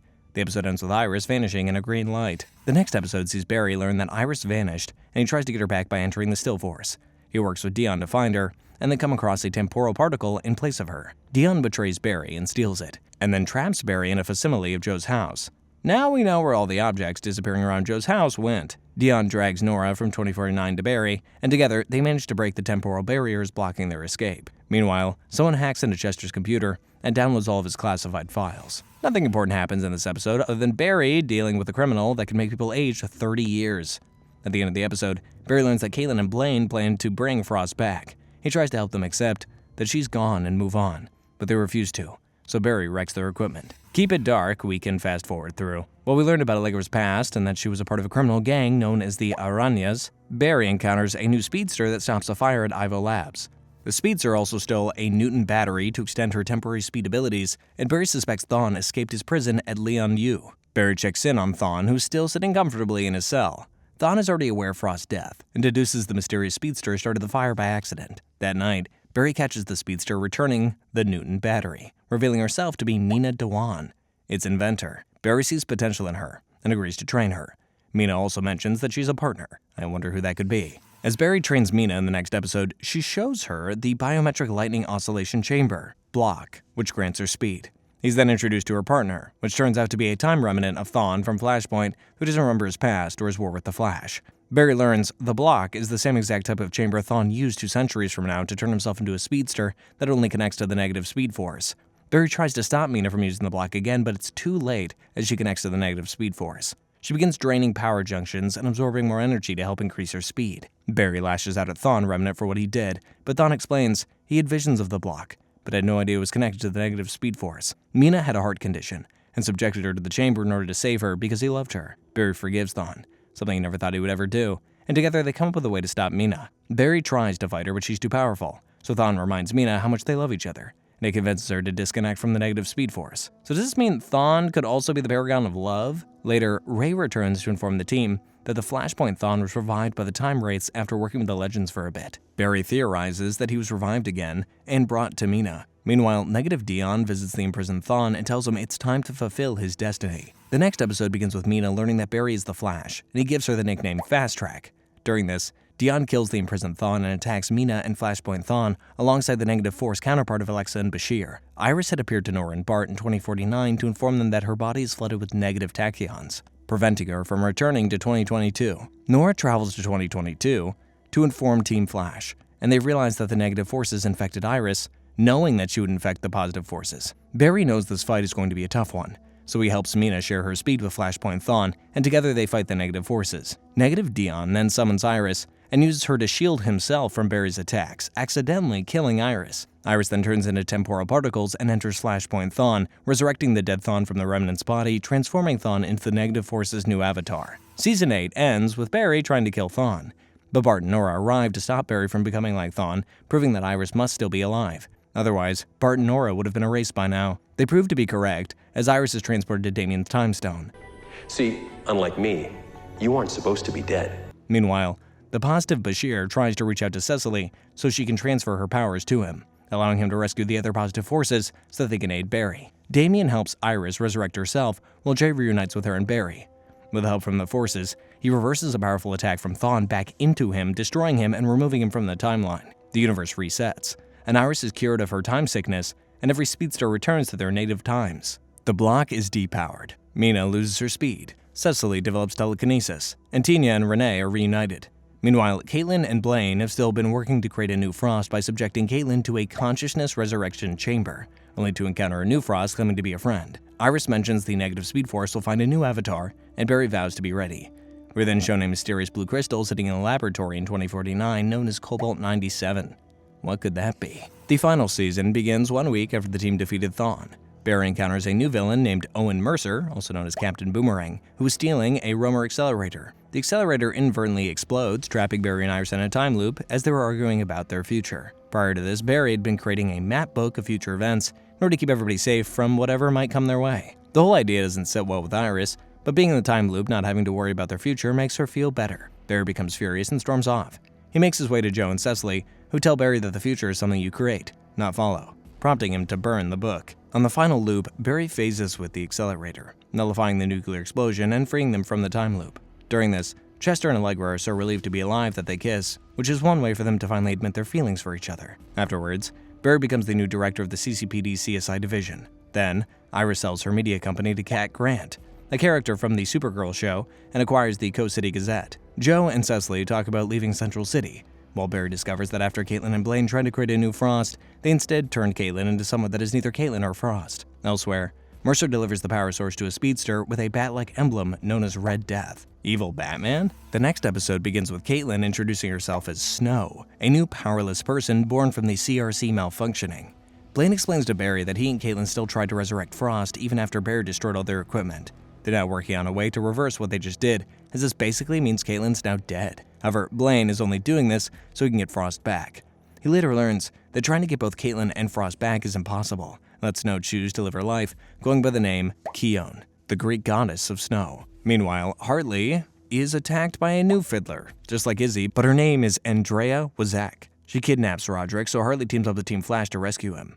Andrea is revealed to also be working for Red Death and Mercer, going by the team name Rogues, and during the rescue, she and Mercer steal Hartley's sonic gauntlets and disappear. Back at Star Labs, Blaine still wants to bring Frost back, so Hartley destroys the CRC, enraging Blaine. I just helped a new friend.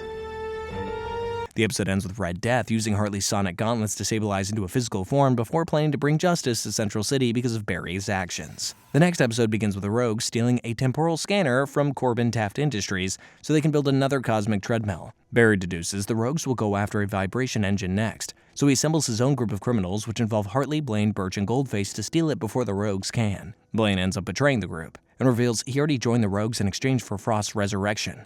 The Rogues intercept Barry's group, while Red Death temporarily disables his speed and escapes with the engine. Afterwards, Barry's new team of criminals still agree to continue assisting Team Flash, while Iris wonders if Red Death is the new avatar for the negative Speed Force. Chester then informs the team that the Rogues are using equipment designed by Wayne Enterprises, that Wilder's gone missing. The episode ends with Red Death revealing that she's Wilder from Earth 4125. The next episode begins with Barry confronting Red Death, only to get captured and for Red Death to cause a citywide blackout. While imprisoned, Barry tries to convince Blaine to come back to Team Flash and learns that the Red Death's speed is artificial. Wilder then goes to Iris, pretending to be a wounded version of this Earth's Wilder, but Iris eventually sees past the ruse. Wilder reveals she's from an alternate timeline where she and the Flash became enemies. After being rejected from the Speed Force, she landed in this timeline and wants to use the cosmic treadmill to return home. It's the same old story. Wilder then brings Iris back to her hideout and threatens to kill her if Barry doesn't power her treadmill. Barry finally gives in, runs on the treadmill, causing a massive lightning storm. The storm almost kills Jenna, had Cecily not been there to protect her with her telekinesis. Blaine finally comes around and sabotages the treadmill and then holds off the Rogues, while Team Flash rescues Barry and Iris. This results in Blaine almost dying through his sacrifice. The next episode begins with Barry and the team trying to mount a rescue for Blaine, but Barry is attacked by Wilder, who drains his speed and creates psychic extensions of herself around the world with help from Grodd. Grodd sided with Wilder because he felt abandoned after finding that the gorillas of Gorilla City had lost their sentience and were scattered after the crisis. Keone realizes that she can still help Team Flash without her powers and ends up waking Blaine with a kiss. What? What is this, a Disney film? Barry agrees to help Grodd restore his community, so Grodd restores Barry's speed and destroys Wilder's doubles. This timeline's Batwoman arrives and joins Team Flash in defeating Wilder. She's imprisoned in an Argus facility. 2 weeks later, Joe decides to move to the countryside with Jenna in order to keep her safe, while Cecily stays to help Barry and the team. Chester and Allegra begin dating. Blaine officially joins Team Flash, and Keone figures out Iris is pregnant 3 months before it's supposed to happen, according to the map book. And we've once again come to yet another interlude, so we're going to be fast-forwarding through the next 4 episodes. This one sees the return of our luck-based metahuman Becky, who is still alive thanks to the events of the crisis. Nothing relating to her in this episode is important at all to the overall story, so I'm not going to mention it. But during it, Blaine is convinced Keone has power. He has Chester run tests on her, only to learn that Keone is not a metahuman like Frost, but neither is she human like Caitlin. So what is she? The next episode primarily involves another character from the Supergirl show who, after dealing with some crazy dreams, convinces Iris to publish the article that wins her the Pulitzer Prize.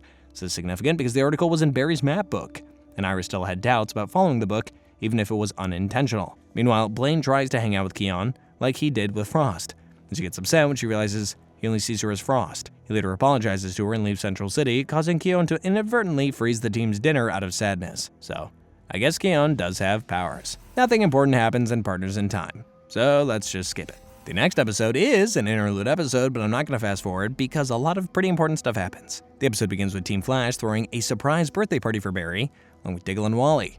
During the party, Diggle gives Barry with Oliver's bow, and Wally mentions how he's been able to project his consciousness into other timelines. The party's going great until our long-lost metahuman friend Ramsey crashes it and knocks out everyone except Barry and Wally. Ramsey makes Barry feel guilty for getting extra years to live while his friends die by toying with Barry's mind. Ramsey then toys with Wally's mind and explains to him that the timelines are alternate Earths of the post-crisis multiverse. He takes over Wally's mind and has him kill Barry. Barry awakens in purgatory, and then comes face-to-face with Oliver, still living as a specter ever since the crisis, as a watchful guardian of the multiverse. Barry realizes Ramsey plans on using Wally to gain control of the multiverse, and Oliver helps Barry escape his guilt so he can be resurrected and fight Ramsey. Oliver even temporarily comes back as the Green Arrow. Hell yeah. Barry helps Wally break Ramsey's influence, while Keone restores Diggle so he can also join the fight alongside his best friend one last time. This allows Oliver to get a clear shot into the gateway Wally opened to other Earths and purge the multiverse from Ramsey's infection, restoring everybody else. Oliver depowers Ramsey, and even cures him of his HLH, although Ramsey isn't too grateful. With the day saved, Oliver joins everyone to celebrate Barry's birthday, during which Oliver explains that Keone is connected to the natural world, gives Diggle and Barry some solid advice before saying goodbye one last time. The final 4 episodes are a 4-part event. It's going to be an intense one, so here we go. Begins with Chester giving Allegra her first suit, while Iris receives the Pulitzer nomination. Suddenly, Barry's transported to the day his mom dies. He goes to Joe for help and later sees his parents when he's knocked unconscious by Thawne, who makes Barry look like he was hit by a car. Barry is taken to the hospital by his parents, who don't know Barry's their future son, and end up treating Barry to lunch. Meanwhile, Joe and Sing are investigating the hit and run when Joe sees that Cobalt-97 crystal on the ground. He picks it up, and it possesses him. After lunch, Thawne approaches Barry, who gloats about him being unable to stop his plan to kill Barry's younger self. Thawne also reveals they didn't bring Barry here, so that begs the question, who did? Knowing Thawne is right, Barry returns to the hospital and says goodbye to his parents. The possessed Joe then attacks Barry, stating that he's not the new negative Speed Force avatar, but still wants to correct the imbalance Barry's legacy leaves on the timeline. Barry frees Joe, but the Cobalt-97 disappears. Barry then participates in the fight in which Thawne kills Nora, warning his earlier self not to interfere, just like we saw when Barry tried to change the timeline. It finally comes full circle. Afterwards, Barry tells Thawne that he's made peace with Nora's death before he's transported again and Thawne loses his powers like he is supposed to. Elsewhere, a facsimile of Eddie named Dr. Malcolm Gilmore is struck by lightning at Mercury Labs. He finds a file about Eddie's death and is left wondering who he is. The next part sees Malcolm walking into CCPD with the file trying to find answers about Eddie. While Team Flash tries to figure out what happened to Barry, Blaine returns, but he ends up attacking the team. We later learn he was possessed by the crystal. He gasses CCC Media, so Keone rescues several members of Iris' team by growing plant cells in their bodies. Turns their bodies green, and they run away in horror as Blaine calls Keone an abomination. No, not that abomination. Blaine ends up attacking a very pregnant Iris, but she's rescued by the Speed Force. It explains that Blaine has become a vessel for the negative Speed Force and then convinces Keone to embrace her power before leaving. Keone frees Blaine by disintegrating and reassembling his body, but the crystal disappears. The experience makes Keone want to make plans to leave the city. Iris ends up going to labor right after Barry reappears, but is unfortunately pulled away again. Meanwhile, Malcolm has been seeing memories of Eddie's life and digs up his grave only to find it empty. He realizes that he is Eddie, resurrected by the negative Speed Force from when he got pulled into the Singularity at the end of Season 1. Then pulls out the bullet, with which he shot himself as if it was nothing. Part 3 begins with the Speed Force returning to warn Team Flash that Barry and the Crystal are in 2049. Meanwhile, a Singularity opens up above Eddie's grave and pulls him into the year 2049. He finds his way to the Flash Museum and sees a girl resembling Barry's daughter, Nora, claiming to be his daughter. The real Nora stops him from going with her, and Team Flash from 2049 discovers that Eddie is subconsciously opening the Singularities. But the whole time, Eddie is upset that his sacrifice did nothing to erase the Reverse Flash and that he was forgotten while Barry lived and married Iris. Eventually, Nora becomes possessed by the crystal and tries to tempt Eddie into accepting its power so that he can be the negative Speed Force's avatar. Luckily, Barry appears and escapes with him despite being angry. Back in the present, Cecily projects herself into her 2049 self, but returns when she learns that she rarely visits Joe and Jenna due to work. It upsets her, so Chester comforts her, giving her the motivation to return and free Nora from the crystal. During this, Eddie asks 2049 Iris to be with him again, but she rejects him. The negative Speed Force begins fracturing the timeline, and Barry's pulled away to the present. Eddie gains possession of the crystal and becomes its avatar before opening another portal. The final episode begins with Eddie taking on the mantle of Cobalt Blue before resurrecting Thawne, Zoom, Savitar, and Godspeed and gathering them in the negative Speed Force. Together, they fight Team Flash and Nora, with Jay arriving to even the fight. After an intense battle between metahumans, Jay steals Eddie's speed, forcing Eddie to retreat into the negative Speed Force to gain more speed. Eddie begins stealing the speed of the other defeated speedsters, and Barry knows if he absorbs any more, he'll overload it and kill himself, like what Thawne did. Barry goes after Eddie and convinces him not to become like Thawne, giving him the chance to create a better world by coexisting. Eddie destroys the crystal and accepts Barry and Iris being together. Barry returns to the hospital just as Nora is being born, while Chester learns that he's been a metahuman all along with black hole powers. Earth 1 Harrison Wells arrives and tells Keone to ascend as the Natural Order's protector. She bids farewell to Team Flash and returns her body to Caitlin. 1 week later, everyone gathers together to celebrate all that's happened to them. Barry apologizes to Caitlin for how they left things. Nora gets to hold herself as a baby, which doesn't at all break the timeline, and Joe and Cecily got engaged. Finally, Barry knows he won't be able to protect the city as much now that he's a dad, so he unleashes a lightning bolt that creates 3 new speedsters named Avery Ho, Max Mercury, and Jess Chambers. Barry still plans on being the Flash, but he wants others to be given the chance to carry on the mantle and protect the city, to be given the chance to believe in the impossible, like he was given. And that, my friends, brings us to the end of the show. Dare I say it went by in a flash? No, it didn't. This is a very long video. Anyway, thanks for watching. Feel free to check out any of our other videos if you like this one, and we'll see you guys later. See ya!